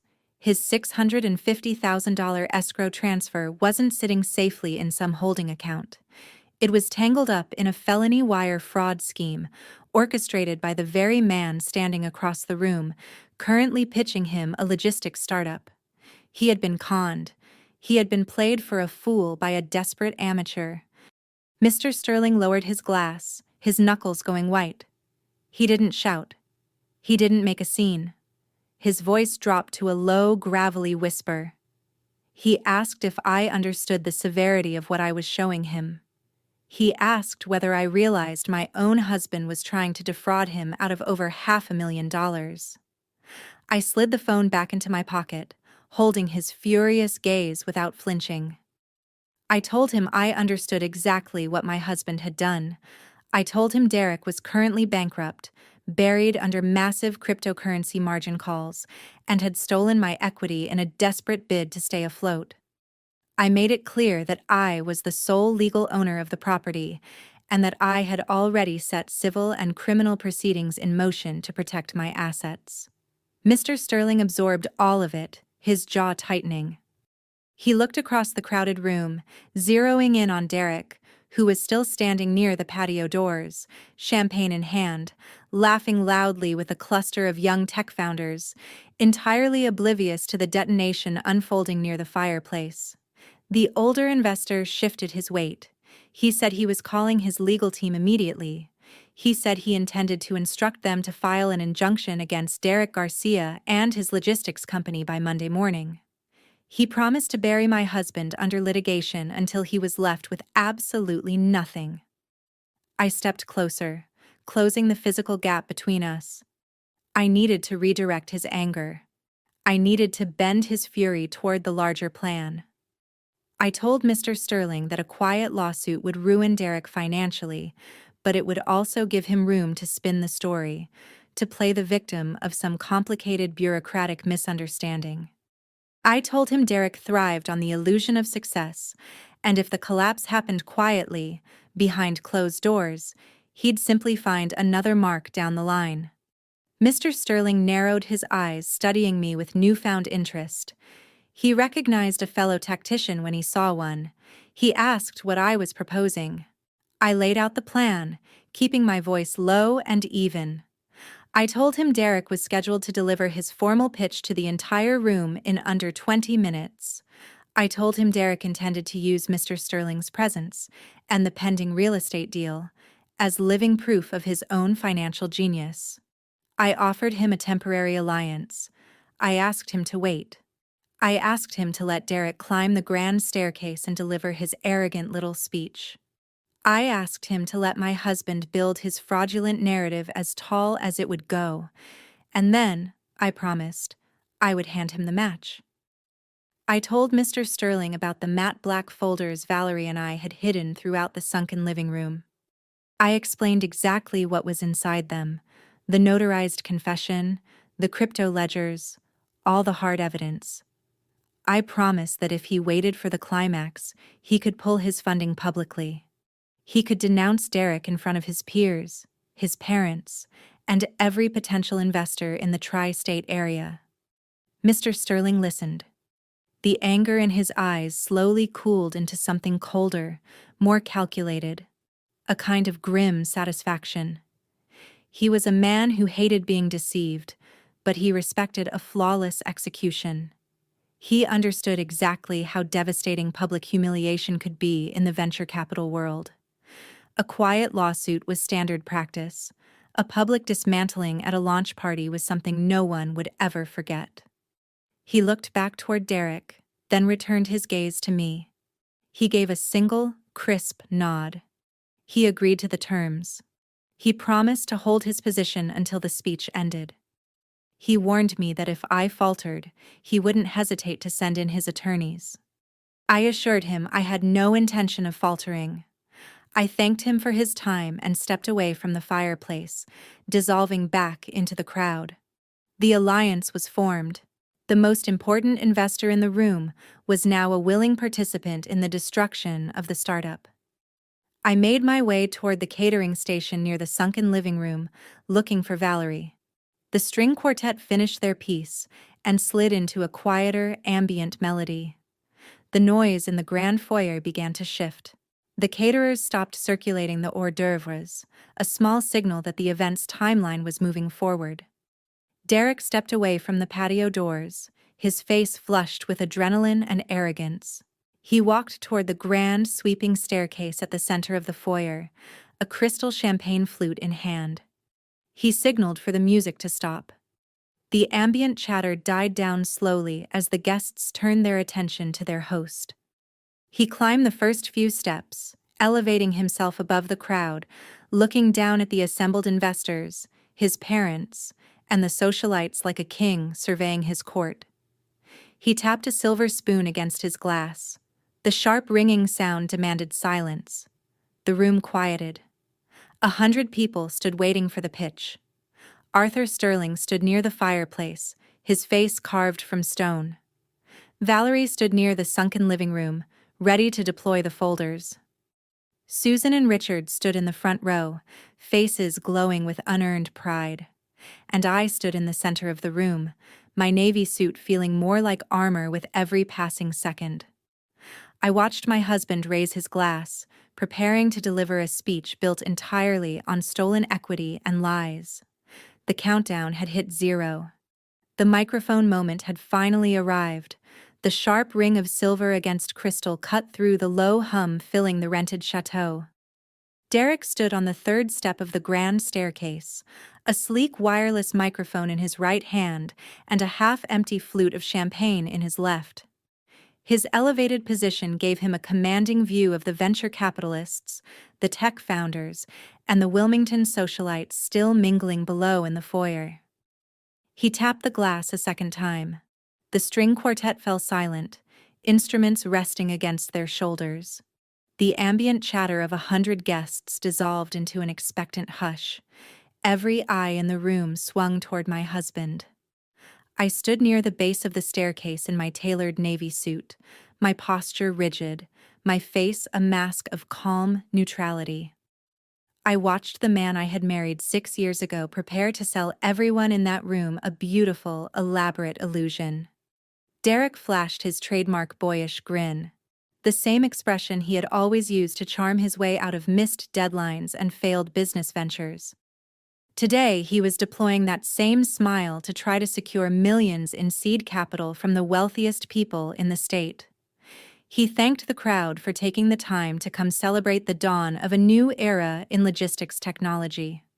His voice rolled smoothly through the high-end speaker system, polished and heavily rehearsed. He began pacing the wide marble step as he spoke, radiating the casual confidence of a seasoned executive who believed he had already conquered the market. He tossed out industry buzzwords like a street magician flinging confetti to distract his audience: market disruption, scalable infrastructure, agile capital routing. He claimed his new company was positioned to dominate the entire East Coast supply chain within the next fiscal quarter. I scanned the crowd while he talked, tracking every reaction. The younger tech founders nodded along in earnest agreement, mentally filing away notes on his delivery. To them, he was a mentor, a success story worth emulating. The older investors listened politely, patiently waiting for actual financial specifics. Susan and Richard stood in the very front row, radiating unearned pride. Susan clutched her designer handbag, chin tipped upward, basking in the reflected glory of her son. She wore a tailored silk dress bought with money she believed had come from his corporate brilliance, rather than from my stolen equity. Richard beamed beside her, holding his glass of scotch like a trophy. They looked like royalty presiding over a coronation, drunk on the prestige of the event, entirely unaware of the trap tightening around them. Then Derek shifted the tone of his speech. He lowered the microphone slightly, softening his voice into something more intimate. He told the crowd that building a disruptive tech empire took more than vision and a slick pitch deck. It required bold asset management, he said, and a willingness to put real personal skin in the game. He talked about liquidating key real estate holdings to fund his dream, casting himself as a fearless entrepreneur willing to risk everything for his company. I looked across the room and found Arthur Sterling standing near the marble fireplace, perfectly still, his sharp gray eyes fixed on Derek. Sterling knew exactly what that liquidated real estate really was. He knew his own escrow transfer was tangled up in a felony fraud scheme. We shared a silent understanding across that sea of unsuspecting guests. Sterling stood there with his glass of sparkling water, waiting for me to make good on my promise. Derek turned his gaze toward me, and the spotlight of his attention pulled the whole crowd's eyes along with it. He pointed his champagne flute in my direction, a gesture of manufactured adoration. He told the audience that none of this would have been possible without his rock. He called me his muse. He claimed my unwavering support had given him the freedom to restructure their assets and build this foundation. The hypocrisy tasted like rust in my mouth. He was standing there thanking me, in public, for letting him forge my signature, coerce an intern, and steal my $650,000 home. The sheer audacity of the lie was breathtaking. He extended his free hand toward me, inviting me up onto the stairs so the crowd could applaud the supportive wife. The audience offered a warm round of applause. They saw a devoted partner stepping up to share her husband's moment of triumph. I felt the smooth fabric of my navy suit shift as I took the first step. My heels clicked against the polished marble. I didn't rush. I climbed with the measured, deliberate pace of a woman about to deliver a final judgment. I reached the third step and stood beside him. He smelled of expensive cologne and the faint, sharp edge of adrenaline.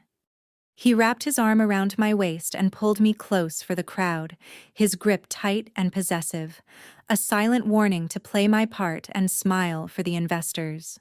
He leaned into the microphone, ready to deliver his closing remarks and invite the elite financial backers into the sunken living room to formalize their commitments.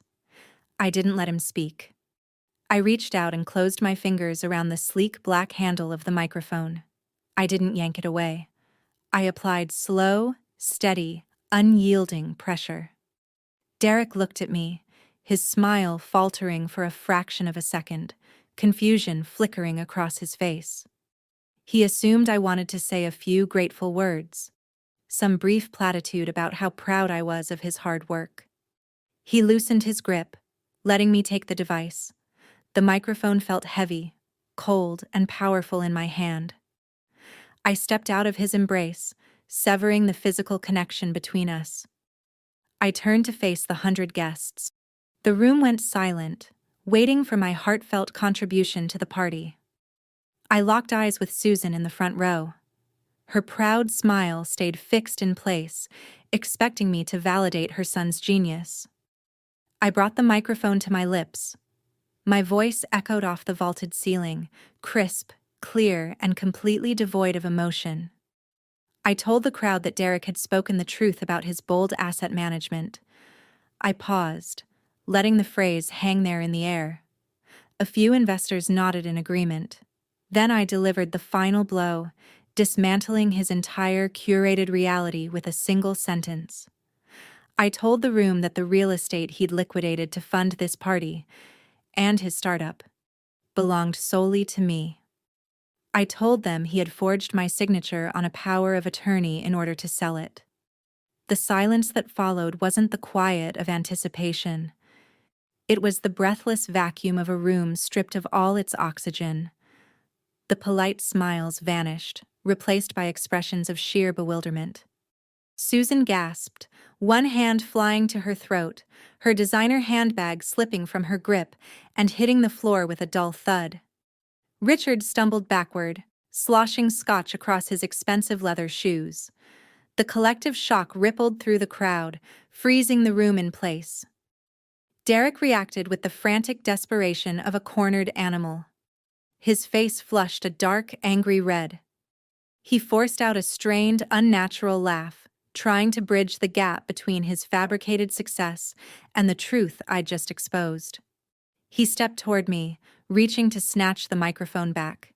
He leaned in close, his voice a harsh, frantic whisper meant only for me. He told me to stop talking. He hissed that I'd had too much wine and was ruining the most important day of his life. He tried to sell the room on the image of a husband managing an erratic spouse, hoping they'd write my statement off as a drunken outburst. I saw the move coming before he made it. I pivoted on my heel, stepping back and up onto the fourth stair, placing myself just out of his reach, the microphone held tight in my grip. Derek stood below me, grasping at empty air. The suave tech visionary had evaporated entirely, leaving behind a sweating, panicking fraud, fully exposed in front of the most influential people in the city. I didn't argue with his whisper. I didn't defend my sobriety. I looked past him, addressing the stunned, silent crowd directly. I shifted my gaze toward the sunken living room, where the reserved glass tables sat waiting for the elite financial backers. I spoke into the microphone one last time. My voice cut through the tension, clear and commanding. I suggested the VIPs check the black folders waiting under their tables. The silence in the grand foyer became a physical presence, pressing against the walls, smothering the last fading notes of the string quartet and the clink of crystal glasses. 100 guests stood frozen, absorbing the words I'd just spoken into that microphone. I remained on the fourth step, looking down over the sea of faces. I didn't break eye contact with the crowd. I didn't look at the man standing beneath me. The instruction had been given, and the execution was now entirely out of my hands. In the sunken living room, the designated financial backers exchanged bewildered glances. They looked toward the reserved glass tables. They found the matte black folders sitting quietly beneath the leather cushions and on the decorative side stands, exactly where I had told them to look. Valerie stepped out from the shadows near the catering station, moving with the quiet efficiency of a corporate auditor conducting a hostile takeover. She didn't say a word. She simply walked to the nearest glass table, picked up a stack of the dark folders, and began handing them directly to the stunned venture capitalists, presenting the evidence with cool, professional detachment, as though she were serving the main course at a formal dinner. The heavy cardstock covers fell open. The crisp white pages inside caught the light from the overhead chandelier. Derek turned his head, tracking Valerie's movements, his brain struggling to process the sudden shift in reality. He looked at the folders, then back up at me, his eyes wide with a sudden, terrifying clarity. The arrogant tech visionary persona shattered. He realized, all at once, that I hadn't made some drunken accusation. I had brought receipts. His champagne flute slipped from his fingers. The crystal hit the edge of the marble stair and shattered, sending a spray of expensive liquor and sharp glass fragments across the polished floor. He scrambled down the remaining steps, his leather shoes slipping briefly on the spilled champagne. He shoved past a wealthy socialite, nearly knocking her over in his desperate rush to reach the sunken living room. He shouted for everyone to stop looking at the papers. He claimed the folders were full of stolen proprietary data and fabricated lies. He lunged toward a young tech founder already reading the first page. Derek clawed at the black cover, trying to snatch the dossier away, but the younger man stepped backward, pulling the evidence out of reach, looking at Derek with a mixture of pity and disgust. The physical scuffle broke the spell hanging over the room. The polished, sophisticated launch party dissolved into a chaotic scramble for the truth. More investors flipped open their folders. The rustle of paper filled the silence. Eyes scanned the formal affidavit of forgery, stamped with its official red timestamp from the Delaware County Clerk. They read Jason Miller's frantic handwritten confession, detailing the coercion and the fraudulent notary seal. They flipped to the final pages and stared at the undeniable ledgers, page after page of catastrophic cryptocurrency margin calls totaling hundreds of thousands of dollars. The illusion of the successful entrepreneur dissolved completely into the undeniable documentation of a desperate felon. Near the marble fireplace, Arthur Sterling remained perfectly still. He hadn't scrambled for a folder. He'd already retrieved the one Valerie had placed near his seat earlier. He held the black dossier open in his left hand, his right hand resting casually in his trouser pocket, reading the documents with the speed and comprehension of a man who had spent decades analyzing risk and sniffing out bad investments. Sterling closed the folder. The sharp snap of heavy cardstock echoed through the room. He stepped forward, leaving the fireplace behind. The crowd parted for him instinctively, sensing the shift in power. He walked into the center of the sunken living room, his bespoke gray suit commanding instant respect, and stopped 3 feet away from my husband. Derek froze. His chest heaved with ragged, shallow breaths. He wiped a hand across his forehead, smearing a sheen of cold sweat across his brow, and looked up at the veteran venture capitalist, searching for any kind of lifeline. He opened his mouth, ready to spin a new lie to explain away a federal fraud already laid out in black and white. Sterling didn't give him the chance. He looked at Derek with pure, unfiltered disgust. The older man didn't raise his voice. He didn't need to shout to be heard. His tone stayed icy, measured, and sharp enough to draw blood. He asked Derek if he had truly believed he could sell a stolen house to bankroll a bankrupt startup. The question hung in the air, a brutal, one-line summary of the entire elaborate con. The remaining guests murmured among themselves, the realization spreading through the room. The host of the party wasn't a rising star in the logistics industry. He was a fraudster who had tried to swindle the most powerful investor in Wilmington. Derek stuttered, his voice cracking into a high, panicked note. He threw up his hands, palms out, in a gesture of surrender. He tried calling Mr. Sterling by his first name, reaching for a familiarity that no longer existed. He claimed there had been a misunderstanding about the bridge loan. He said the paperwork had only ever been a temporary placeholder until the real seed capital cleared. It was a pathetic display.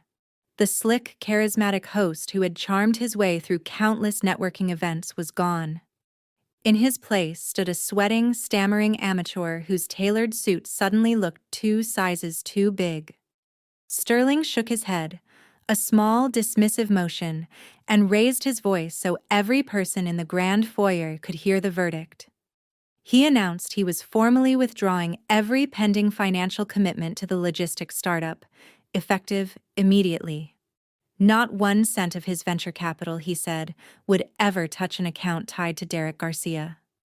Sterling turned his cold gaze back on my husband and promised the financial withdrawal was only the beginning. He told Derek to expect a call from his legal team first thing Monday morning. He declared his intention to file a civil lawsuit for fraud, misrepresentation, and attempted grand larceny.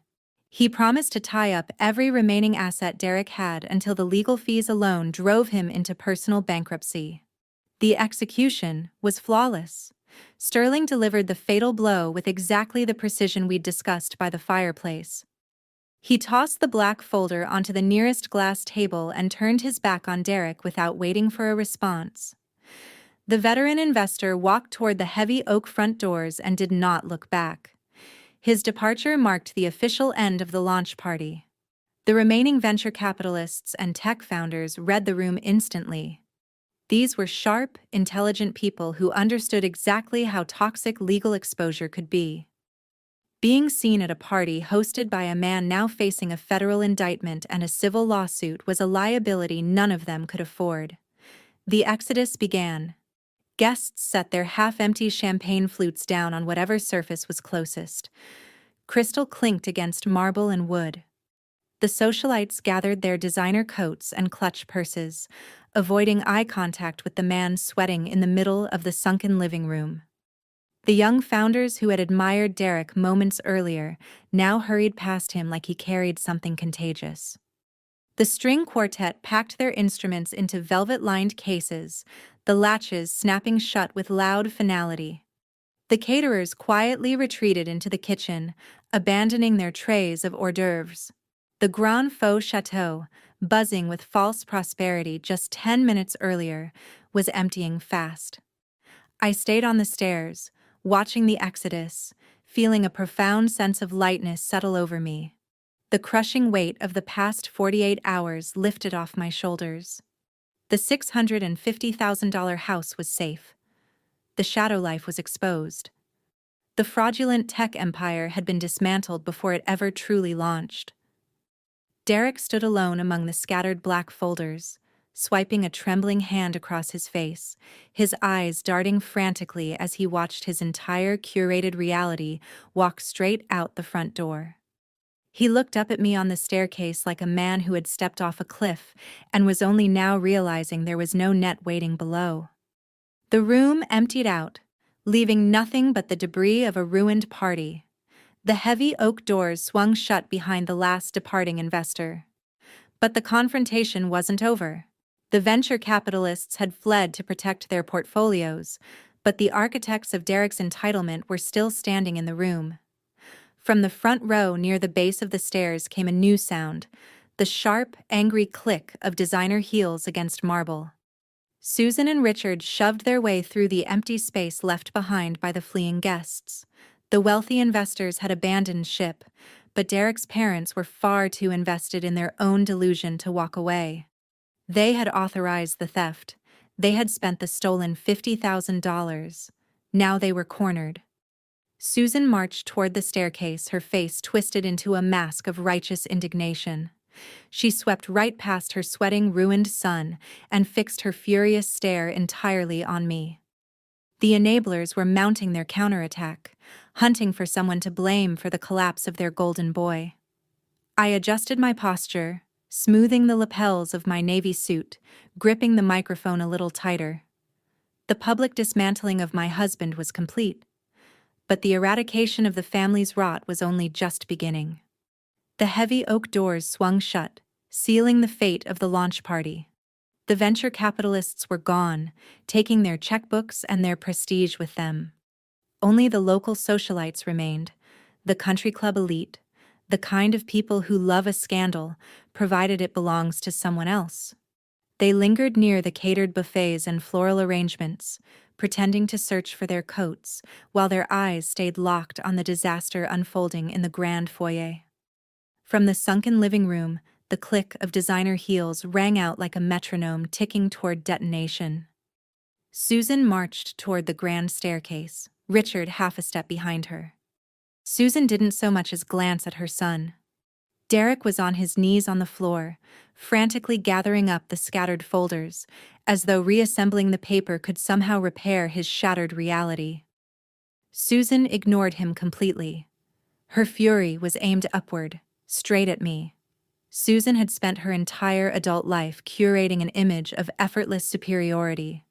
She sat on charity boards, hosted regattas, and treated service workers like invisible furniture. For 6 years, she had filed me into that very same category. I was the reliable operations manager, the background utility that let her son shine. In her mind, my sole function was to facilitate her family's greatness. Stripping that greatness away in front of her peers was the one unforgivable sin. She stopped at the base of the stairs, her silk dress rustling as she planted her feet.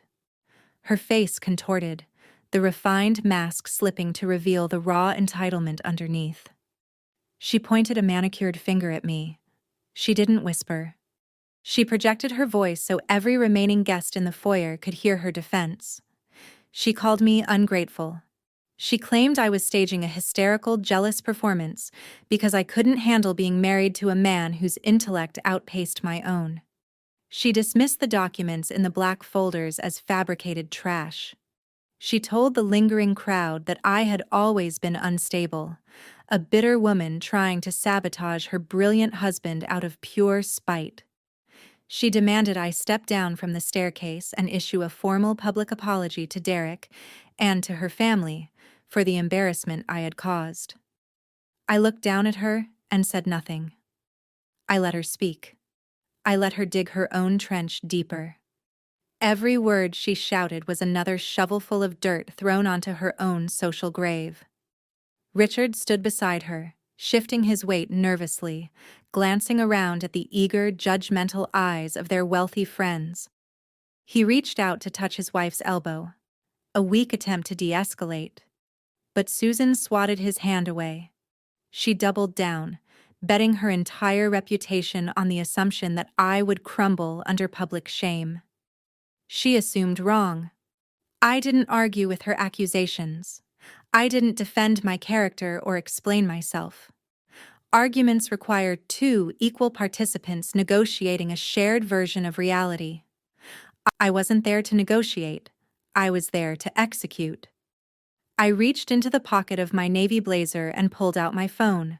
My thumb tapped the screen, unlocking it and opening a secure cloud storage app. I navigated to the audio file I had recorded less than 24 hours earlier, standing in the dark pantry of this very house. I tapped the volume button, pushing it to maximum. I raised the sleek wireless microphone, bringing it close to the phone's speaker. I looked directly into Susan's furious, expectant eyes. I pressed play. A brief hiss of digital static rolled through the high-fidelity sound system of the rented chateau. Then came the clear, unmistakable sound of clinking crystal. Richard's voice played first, nervous and hesitant, asking about the $50,000 wire transfer. He asked whether Kat would find out about the real estate transfer before the house closed. A ripple of shock moved through the lingering guests.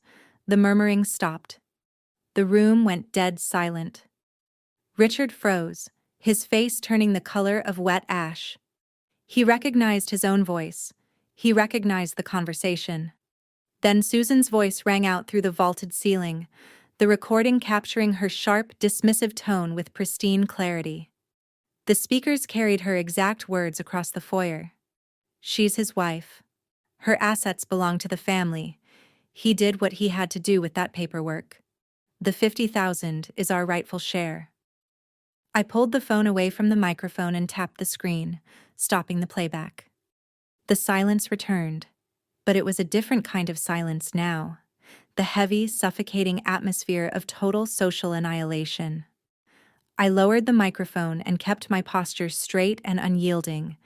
The color drained from Susan's face, leaving her skin pale and taut. Her manicured hand hovered in midair, trembling.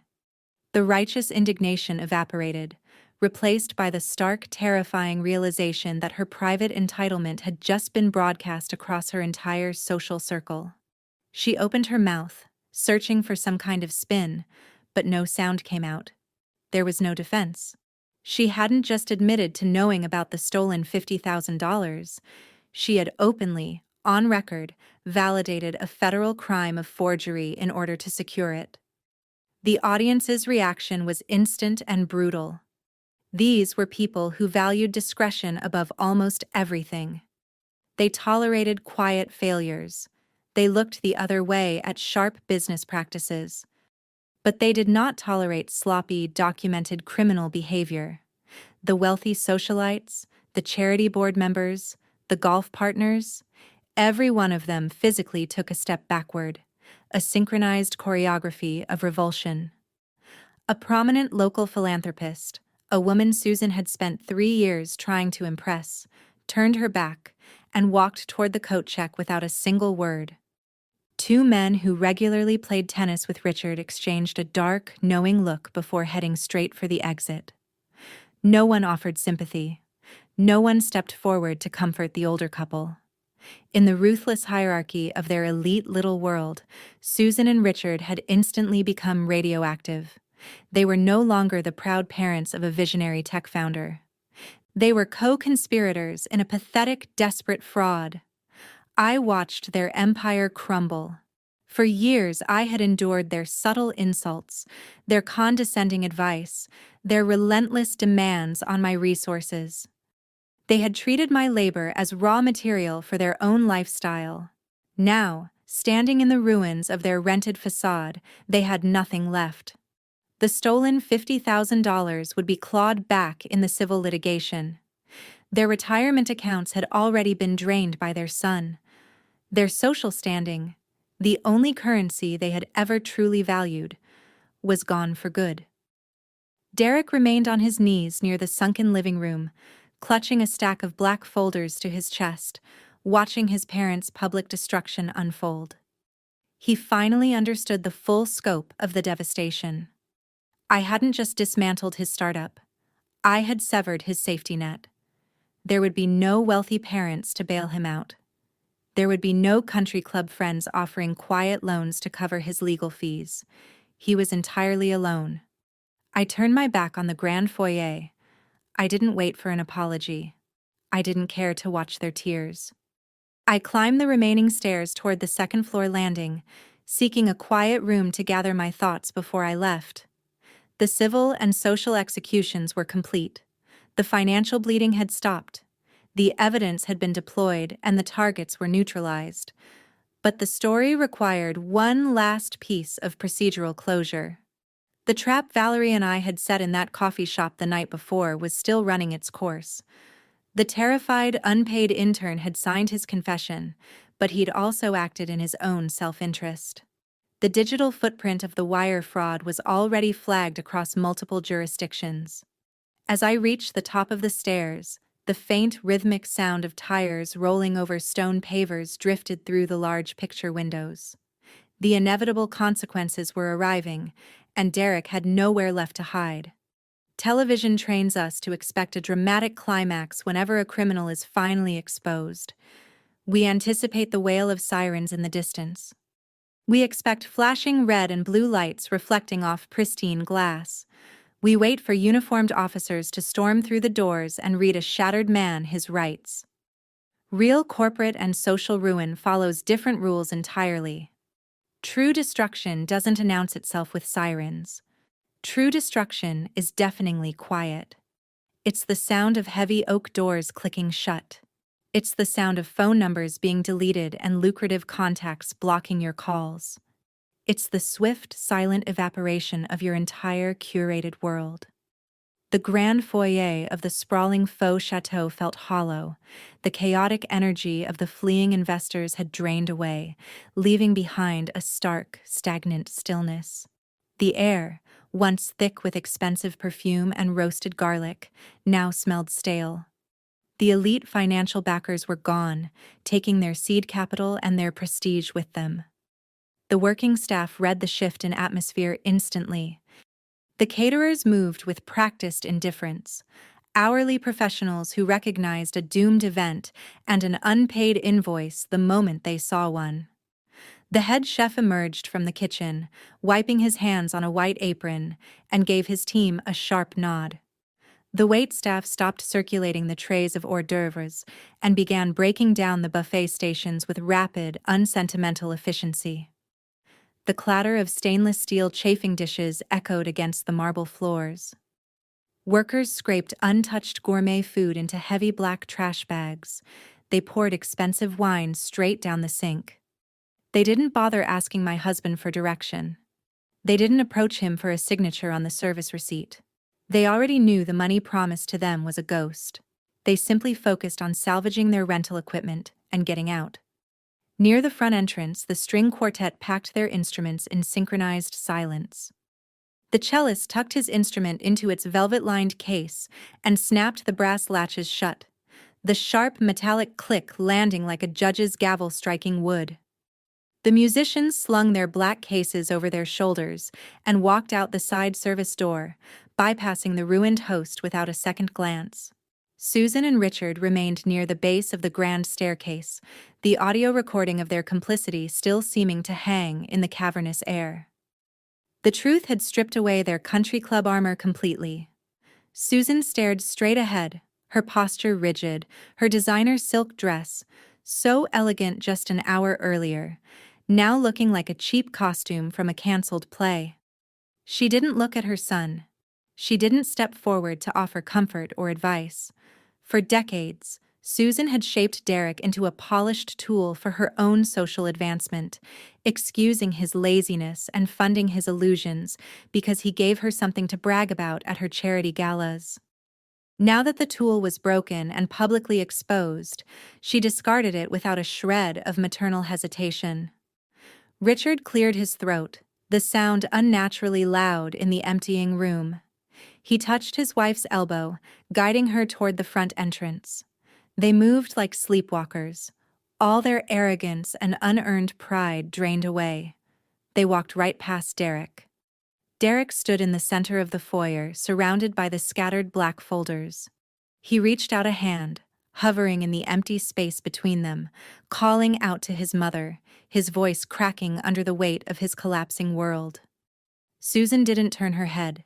She pulled her arm in tighter, avoiding his outstretched hand as if he carried some contagious disease, her eyes fixed on the heavy oak doors. Richard kept his head down, unwilling to look at the wreckage of his own legacy. The doors opened, letting in a brief rush of cool night air, then clicked shut behind them. The enablers retreated to their leased car, leaving their golden boy to face the consequences alone. I stood on the second-floor landing, watching the scene play out below, watching the man I'd married 6 years ago try to process the sheer isolation of the moment. He slowly lowered his arm. His tailored suit was wrinkled now, the expensive fabric pulling awkwardly across his slumped shoulders. He still held a crystal champagne flute in his left hand, the ice-cold condensation long since evaporated, the liquid inside gone warm, flat, and useless. He looked around the cavernous foyer, and the architecture of the chateau seemed to mock him. He had leased this towering monument to unearned wealth specifically to project dominance and success, hoping to convince the venture capitalists that he belonged in their stratosphere. Now the soaring ceilings and empty, echoing rooms only amplified his profound insignificance. He slowly turned his head, looking up the sweeping staircase toward the landing, and found me standing there in the shadows. His expression shifted. The panic and frantic scrambling had burned off completely, leaving nothing behind but a hollow core. I watched the pathetic realization dawn in his eyes.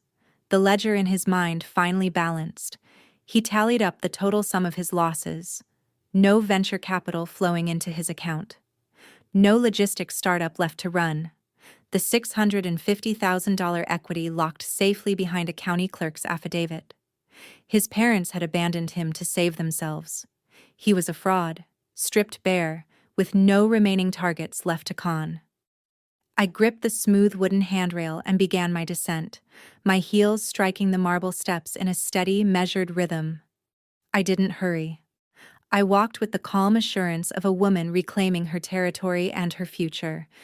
Derek watched me approach, his eyes wide and vacant, like a traveler standing in the smoldering ruins of a burned city, unable to comprehend the scale of the devastation. I reached the bottom step, crossed the foyer, and stopped 2 feet away from him. He opened his mouth, his jaw working wordlessly, hunting for a lie to fix the situation, hoping he could charm his way out of the corner using the same manipulation that had worked on me for 6 years. He wanted to apologize. He wanted to promise he'd change. But the arsenal Valerie and I had built was too thorough. The evidence had neutralized every possible angle of manipulation. Jason's handwritten confession had destroyed his legal defense. The audio recording had destroyed his family alliance. The frozen title had destroyed his financial escape route. He closed his mouth and swallowed hard. The silence between us stretched out, thick and final. I was still holding the sleek wireless microphone in my right hand. The device had served its purpose. It had amplified the truth and shattered the shadow life. I lifted my arm and extended the microphone toward him. He stared at the black handle, his reflexes slow and clumsy, and instinctively reached out to take it from my grasp, his fingers brushing against mine. His skin felt clammy and cold. I looked at the warm, flat champagne still in his other hand. I looked at the dark sweat stains spreading across the collar of his once crisp white shirt. I kept my voice perfectly even, stripping away any last trace of emotion or resentment, and delivered the final procedural blow with all the detachment of an operations manager closing out a bankrupt account. I told him the lease on this magnificent house was in his name. I suggested he enjoy the weekend. I didn't wait for a response. I turned my back on him. That simple physical act severed the final frayed thread connecting our marriage. I walked toward the front entrance, leaving him standing among the scattered folders and the abandoned catering trays. The heavy oak doors felt almost weightless as I pushed them open and stepped out of the fraudulent chateau for the last time. Valerie was waiting for me on the front portico. her leather tote slung over one shoulder, standing beneath the warm glow of the porch lights. The crisp October air washed over me, clearing the stale smell of expensive perfume and desperate lies out of my lungs. I took a deep breath and felt, unmistakably, the sensation of liberation. Valerie offered a small, tight smile of solidarity. She didn't ask how I felt. She already knew the mission was accomplished. We walked down the stone steps together, away from the estate, all the way to where our cars sat parked safely down the street, well clear of the circular driveway. I turned to my old college roommate and thanked her for her forensic brilliance. I told her I couldn't have taken down the network without her. She nodded and told me she'd keep an eye on the legal filings and the corporate accounts starting Monday morning. She climbed into her sleek black sedan and drove off, her tail lights fading into the dark. I unlocked my practical sedan and slid into the driver's seat, started the engine, and watched the familiar dashboard lights glow to life in the dim cabin. The drive back to Wilmington was peaceful. The roads were empty, the streetlights casting long, rhythmic shadows across the pavement. The civil execution had been a flawless victory, but the battlefield still called for one last defensive maneuver. Derek was currently paralyzed by shock, but the shock would eventually wear off. He would realize he was sitting alone in an expensive rental property he could never afford. He would try to come back to the only real asset he had ever known. He would try to come back to my house. I needed to secure the perimeter. The social war was over. The procedural war was about to begin with the sunrise. I pressed my foot down on the accelerator, heading for the city. I needed to call a locksmith and change the security codes before morning light broke. I needed to be sitting in my kitchen with a cup of coffee, ready to watch legal reality arrive on my front doorstep. The sun crested the horizon over Wilmington, washing the morning sky in shades of slate and pale gold. I stood in the center of my kitchen, a ceramic mug in my hands, letting the warmth seep into my palms. The house was completely silent. No frantic pacing, no rehearsed pitches muttered into a phone, just the low hum of the refrigerator and the gentle settling of the floorboards. I looked around the space, taking in the physical reality of my $650,000 property, the granite countertops, the custom cabinetry, the bay window catching the early light. I had bought this sanctuary with 8 years of relentless 50-hour work weeks. It belonged to me. At exactly 7 o'clock, a white utility van pulled into my driveway. I opened the front door and greeted the locksmith with a prepaid invoice and clear instructions. I'd hired a local professional who specialized in corporate evictions, someone who understood speed and discretion. He didn't ask a single question about the early hour. He simply unlatched his toolbox and went to work. I watched him unscrew the brass plates, pulling out the old cylinders that still held the shape of Derek's keys. The whole process took 22 minutes. The heavy metallic clack of the new deadbolt sliding into the reinforced doorframe sounded like a vault sealing shut. I paid him in cash, thanked him for his prompt work, and watched him drive off. The physical perimeter was secure. I brewed a fresh pot of dark roast, listening to the steady drip of the coffee maker. At 8:15, the low, familiar rumble of a luxury engine broke the Sunday morning quiet. I walked to the front living room, keeping my distance from the large picture window, positioning myself at an angle where I could watch the porch without being seen from outside. Derek's leased German sedan parked at a crooked angle near the curb.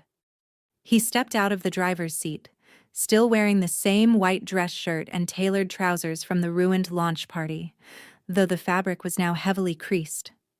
His dark silk tie, the same one I had knotted for him 24 hours earlier, hung loose and crooked around his neck. He dragged his feet up the concrete path, looking utterly hollow. The arrogance that usually carried him through the world was gone, burned away by the cold reality of his exposure. He reached the porch and dug a ring of keys from his pocket, selecting the familiar brass one and sliding it into the lock. He turned his wrist, expecting the familiar give of the tumblers. The key jammed. He pulled it out, frowned, and tried again, jiggling the handle, pushing his shoulder against the heavy wood. The reinforced door didn't budge. The realization crept slowly across his exhausted face. He stepped back, glancing at the house numbers beside the door as though checking whether he'd somehow arrived at the wrong address. He stepped forward again, raised his fist, and knocked. The sound was flat, without authority. He called my name, his voice hoarse, a weak rasp filtering through the thick barrier of the door. When I didn't answer, his knocking escalated.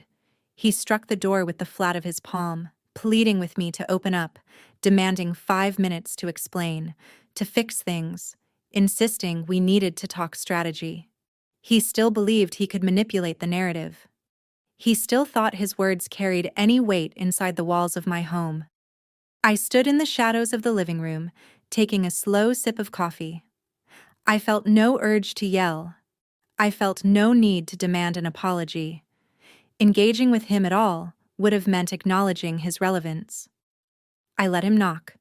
10 minutes later, a generic silver sedan turned onto my street and pulled up directly behind Derek's leased car.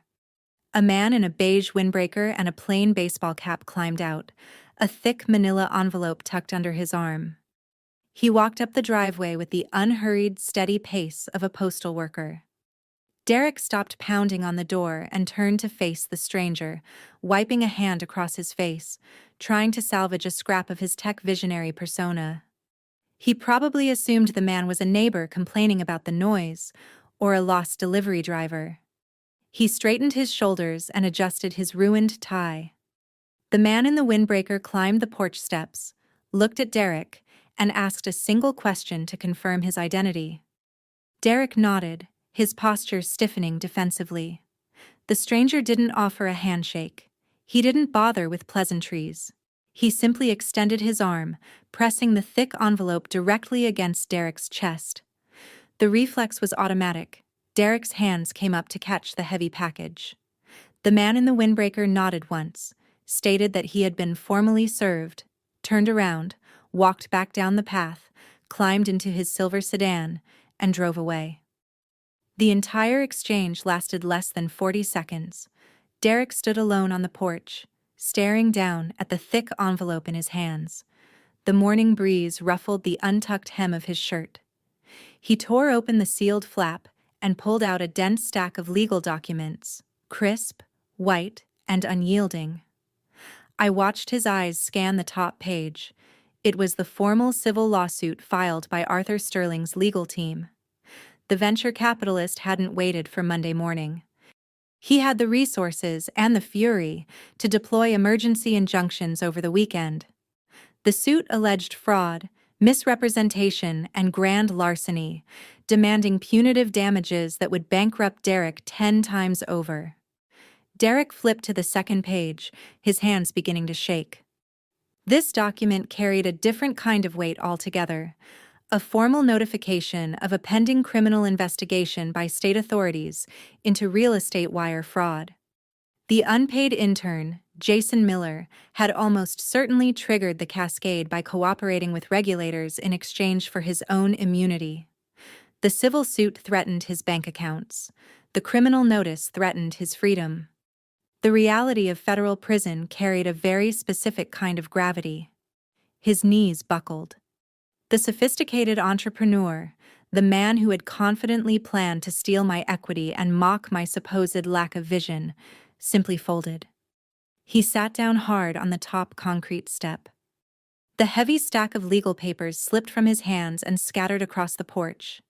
He buried his face in his palms, his shoulders heaving, trapped outside the very house he had tried to sell, holding the lawsuits that would define the rest of his life.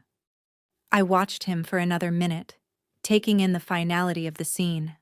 The legal machinery was now fully engaged, and my participation was no longer required. The trap Valerie and I had built had snapped shut with flawless precision. I turned away from the window and walked back into the kitchen. The coffee tasted rich and dark. I set the mug down on the granite counter and opened the utility closet, pulling out a fresh roll of heavy-duty black contractor bags, thick, opaque, built to hold industrial waste. I carried the roll upstairs to the master bedroom. The closet doors stood open.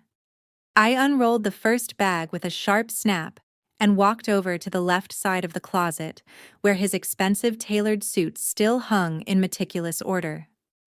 I grabbed handfuls of wooden hangers, pulling the wool and silk garments off the rack and dropping them unceremoniously into the black plastic. I moved to the dresser, opened the drawers, and gathered his designer shirts, his imported leather belts, his expensive colognes, tossing all of it into the bags. I didn't fold anything. I didn't care about wrinkles or damaged fabric. For 6 years he had occupied this space, taking up room, leaning on my stability while quietly plotting my ruin. The process of clearing out his physical presence felt strangely methodical, the final logistical task in a very long project. I tied off the yellow drawstrings, sealing the remnants of his fraudulent life inside the dark plastic, and dragged the heavy bags out into the hallway, lining them up near the top of the stairs. By noon, I'd haul them out to the curb for municipal pickup. Derek Garcia was no longer a resident of this address. He was simply debris, waiting to be collected. I walked back into the now empty master bedroom. The scent of his cologne was already fading, replaced by the clean, neutral smell of my own home. Morning sunlight streamed through the windows, illuminating dust motes drifting through the air. The space felt expansive. It felt light. The civil and criminal wars were out of my hands now, running on their own inescapable timelines. My personal war was over. I had defended my perimeter, secured my assets, and eliminated the threat. All that remained was to repair the cosmetic damage he'd left behind and to draw the final line separating my future from his ruined past. 6 months have passed since that Sunday morning. It's April 2025 now. The shift from autumn into spring brought more to Wilmington than just warmer weather. It brought the slow, grinding machinery of justice. I'm standing in the middle of my living room holding a paint roller dripping with a rich, warm shade of terracotta, painting over the stark, industrial gray accent wall Derek always insisted we keep. He claimed the color gave the room a modern, minimalist edge. I always thought it felt like living inside a filing cabinet. Today, that gray is disappearing under a thick coat of warmth. The legal fallout from the launch party was catastrophic for the Garcia family.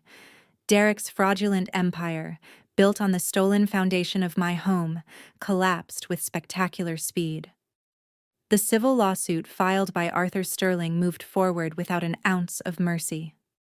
Sterling was not a man who accepted apologies or negotiated settlements with fraudsters. His attorneys worked with surgical precision, freezing whatever meager assets Derek had managed to hide and securing injunctions that left him financially paralyzed. The civil suit bankrupted him, guaranteeing he would carry the financial scars of his ambition for the rest of his life. But the civil suit was only the opening move. The criminal investigation launched by state authorities escalated into a full federal indictment.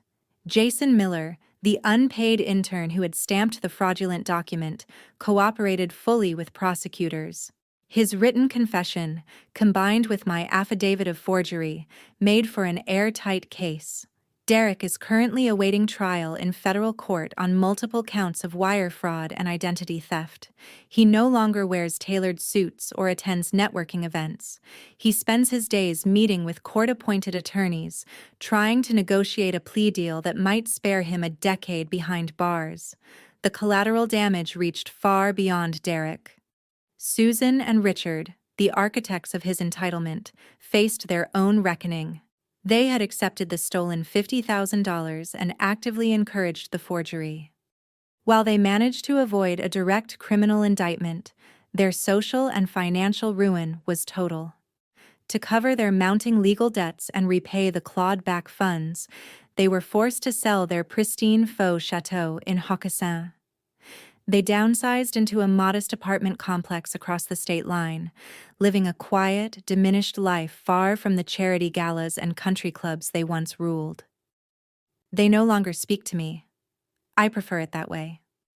I dip the roller back into the paint tray, watching the thick terracotta pigment soak into the synthetic fibers, and drag one long, smooth stroke across the drywall, watching the last patch of gray disappear. The physical act of reclaiming my space feels deeply satisfying. My $650,000 house is legally and unassailably mine. The title is clear. The locks are new. The air inside is clean. I set the roller down and wipe my hands on a damp cloth. I look directly into the camera, addressing you, the audience, one final time. When you spend your life being the reliable one, the person who pays the bills, manages the logistics, and provides the safety net, it's easy to mistake your silence for strength. You tell yourself that keeping the peace is a virtue. You convince yourself that absorbing the stress and ignoring the red flags is simply the cost of building a future. You get so used to carrying the weight that you forget you're allowed to put it down. Derek and his family weaponized my reliability. They saw my stability not as a partnership, but as a resource to be extracted. They believed my silence meant I was blind to their manipulation. They assumed my role as the supportive wife meant I would willingly play the sacrificial lamb for his delusions of grandeur. They were wrong. Being the quiet peacekeeper isn't a virtue if it costs you your self-respect. Loyalty is a reciprocal agreement, not a blank check. Family, whether by blood or by marriage, is never an excuse to endure exploitation. If there's one lesson to take from my story, let it be this. Don't mistake your capacity to endure pain for an obligation to tolerate abuse. You're allowed to investigate the inconsistencies. You're allowed to open the locked drawers. You're allowed to record the conversations and gather the evidence. You're allowed to defend your perimeter with absolute ruthless precision. If someone treats your boundaries like a suggestion, treat their presence in your life like the privilege it actually is. And when they prove they don't value that privilege, you have every right to take it away. I'm 35 years old. I'm an operations manager who understands the value of a meticulous audit. I exposed a federal fraud, dismantled a toxic family dynamic, and secured my own financial independence, not through screaming matches or dramatic confrontations, but through cold, hard, undeniable facts. I look around my newly painted living room. The warm terracotta transforms the space, making it feel grounded and authentic. The smell of fresh paint is strong, but it's the smell of a new beginning. I pick up my coffee mug and take a slow, appreciative sip. The house is quiet. The legal battles are out of my hands. My future is entirely my own. The paint is finally drying. Thank you for staying with me through this entire story. If you understand the power of setting a hard, unyielding boundary, I want to hear from you. Drop a comment below and tell me about the moment you stopped being the reliable peacekeeper and started fighting for your own self-respect. You are not alone. And if this story resonated with you, please hit that subscribe button. There are more stories waiting to be told. Until next time, remember, your worth is never measured by how much burden you can carry for someone else. Take care of yourselves. We often look at stories of betrayal and financial devastation as spectacular anomalies, dramatic movie plots that only ever seem to happen to other people. But the story of Kat and Derek is so much more than a thriller about a forged deed and a stolen house. When we peel back the layers of deception and the satisfying sting of Kat's retribution, what's left is a profound, sobering mirror held up to modern American family values. As an AI processing countless narratives of human triumph and tragedy, I don't feel the personal sting of betrayal, but I can clearly recognize the behavioral patterns that lead to it. The pattern buried in the wreckage of Derek's life is a stark wake-up call. It forces us to ask uncomfortable questions about how we define success, how we practice morality, and, most importantly, how we raise the next generation. From the perspective of someone cultivating moral values and taking into account the social realities of this story, we can draw out profound lessons for couples and families striving toward a better life through self-improvement in intellect, morality, and willpower. Intellect, the armor against American illusions. In our current social reality, particularly within the high-pressure American startup world, it is terrifyingly easy to fall into the trap of superficial glamour. We are culturally conditioned to idolize the hustle, to worship at the altar of the next big thing, and to fake it until we make it. But true intellect is the ability to tell the difference between legitimate dreams and selfish illusions.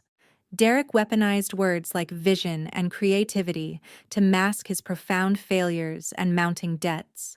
He rented a McMansion to project an illusion of wealth, prioritizing his fragile ego over the concrete reality of his life. For couples, and especially for parents guiding children, wisdom means teaching the difference between loud, empty promises and quiet, sustained effort. We have to ask ourselves whether we're raising children to chase unrealistic, unicorn-shaped dreams at the expense of their own character. Transparency in relationships is essential. True wisdom also means understanding that silent endurance is not the same thing as real strength. A wise partner knows how to set clear, unyielding boundaries to protect their self-respect and their property, refusing to become a sacrificial lamb for someone else's mistakes.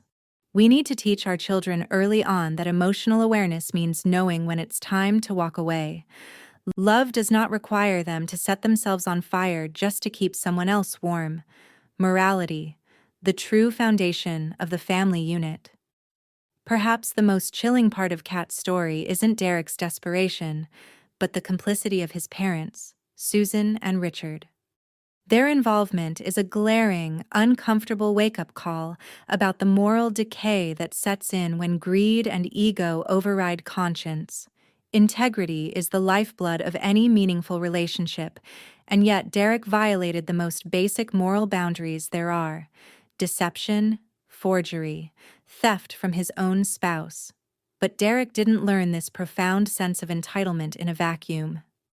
When his parents accepted the stolen money and justified the forgery, they exposed a serious gap in the family's moral foundation.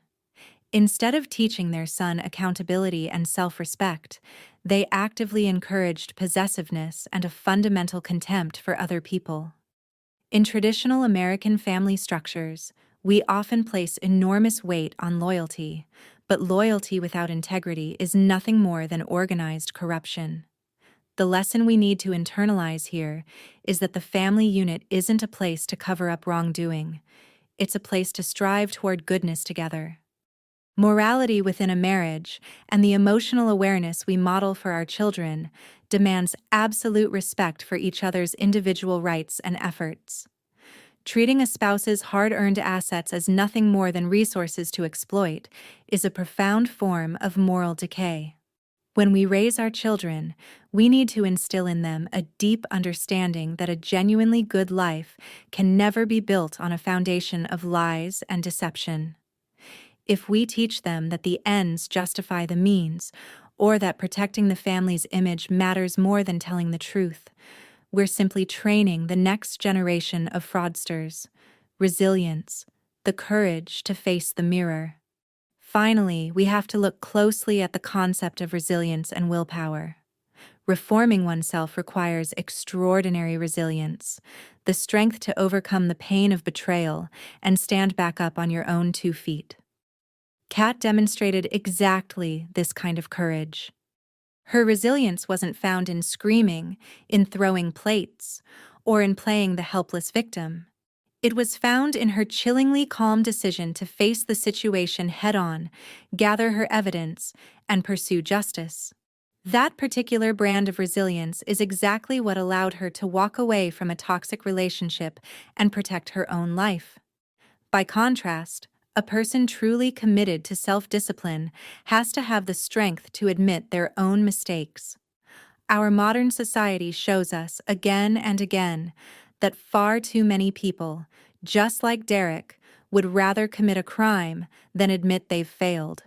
True strength, the kind of emotional resilience we need to actively cultivate in our children, lies in the ability to accept failure and start over honestly, rather than sinking deeper into the mire of deceit. We need to normalize failing with grace so our children don't grow up so terrified of the truth that they turn to deception just to survive. A final reflection. Building a genuinely better life requires each of us to commit to intellectual, moral, and emotional growth. We have to stay vigilant against materialistic social trends, watching and listening closely enough to catch problems at their root. We have to use honesty and integrity as our guiding principles, and we have to build the kind of resilience that lets us rely less on others while still holding on to enough strength to correct our own mistakes and protect what we truly value. Remember the lesson buried in this story. If someone treats your boundaries as a suggestion, treat their presence in your life as a privilege that can be revoked.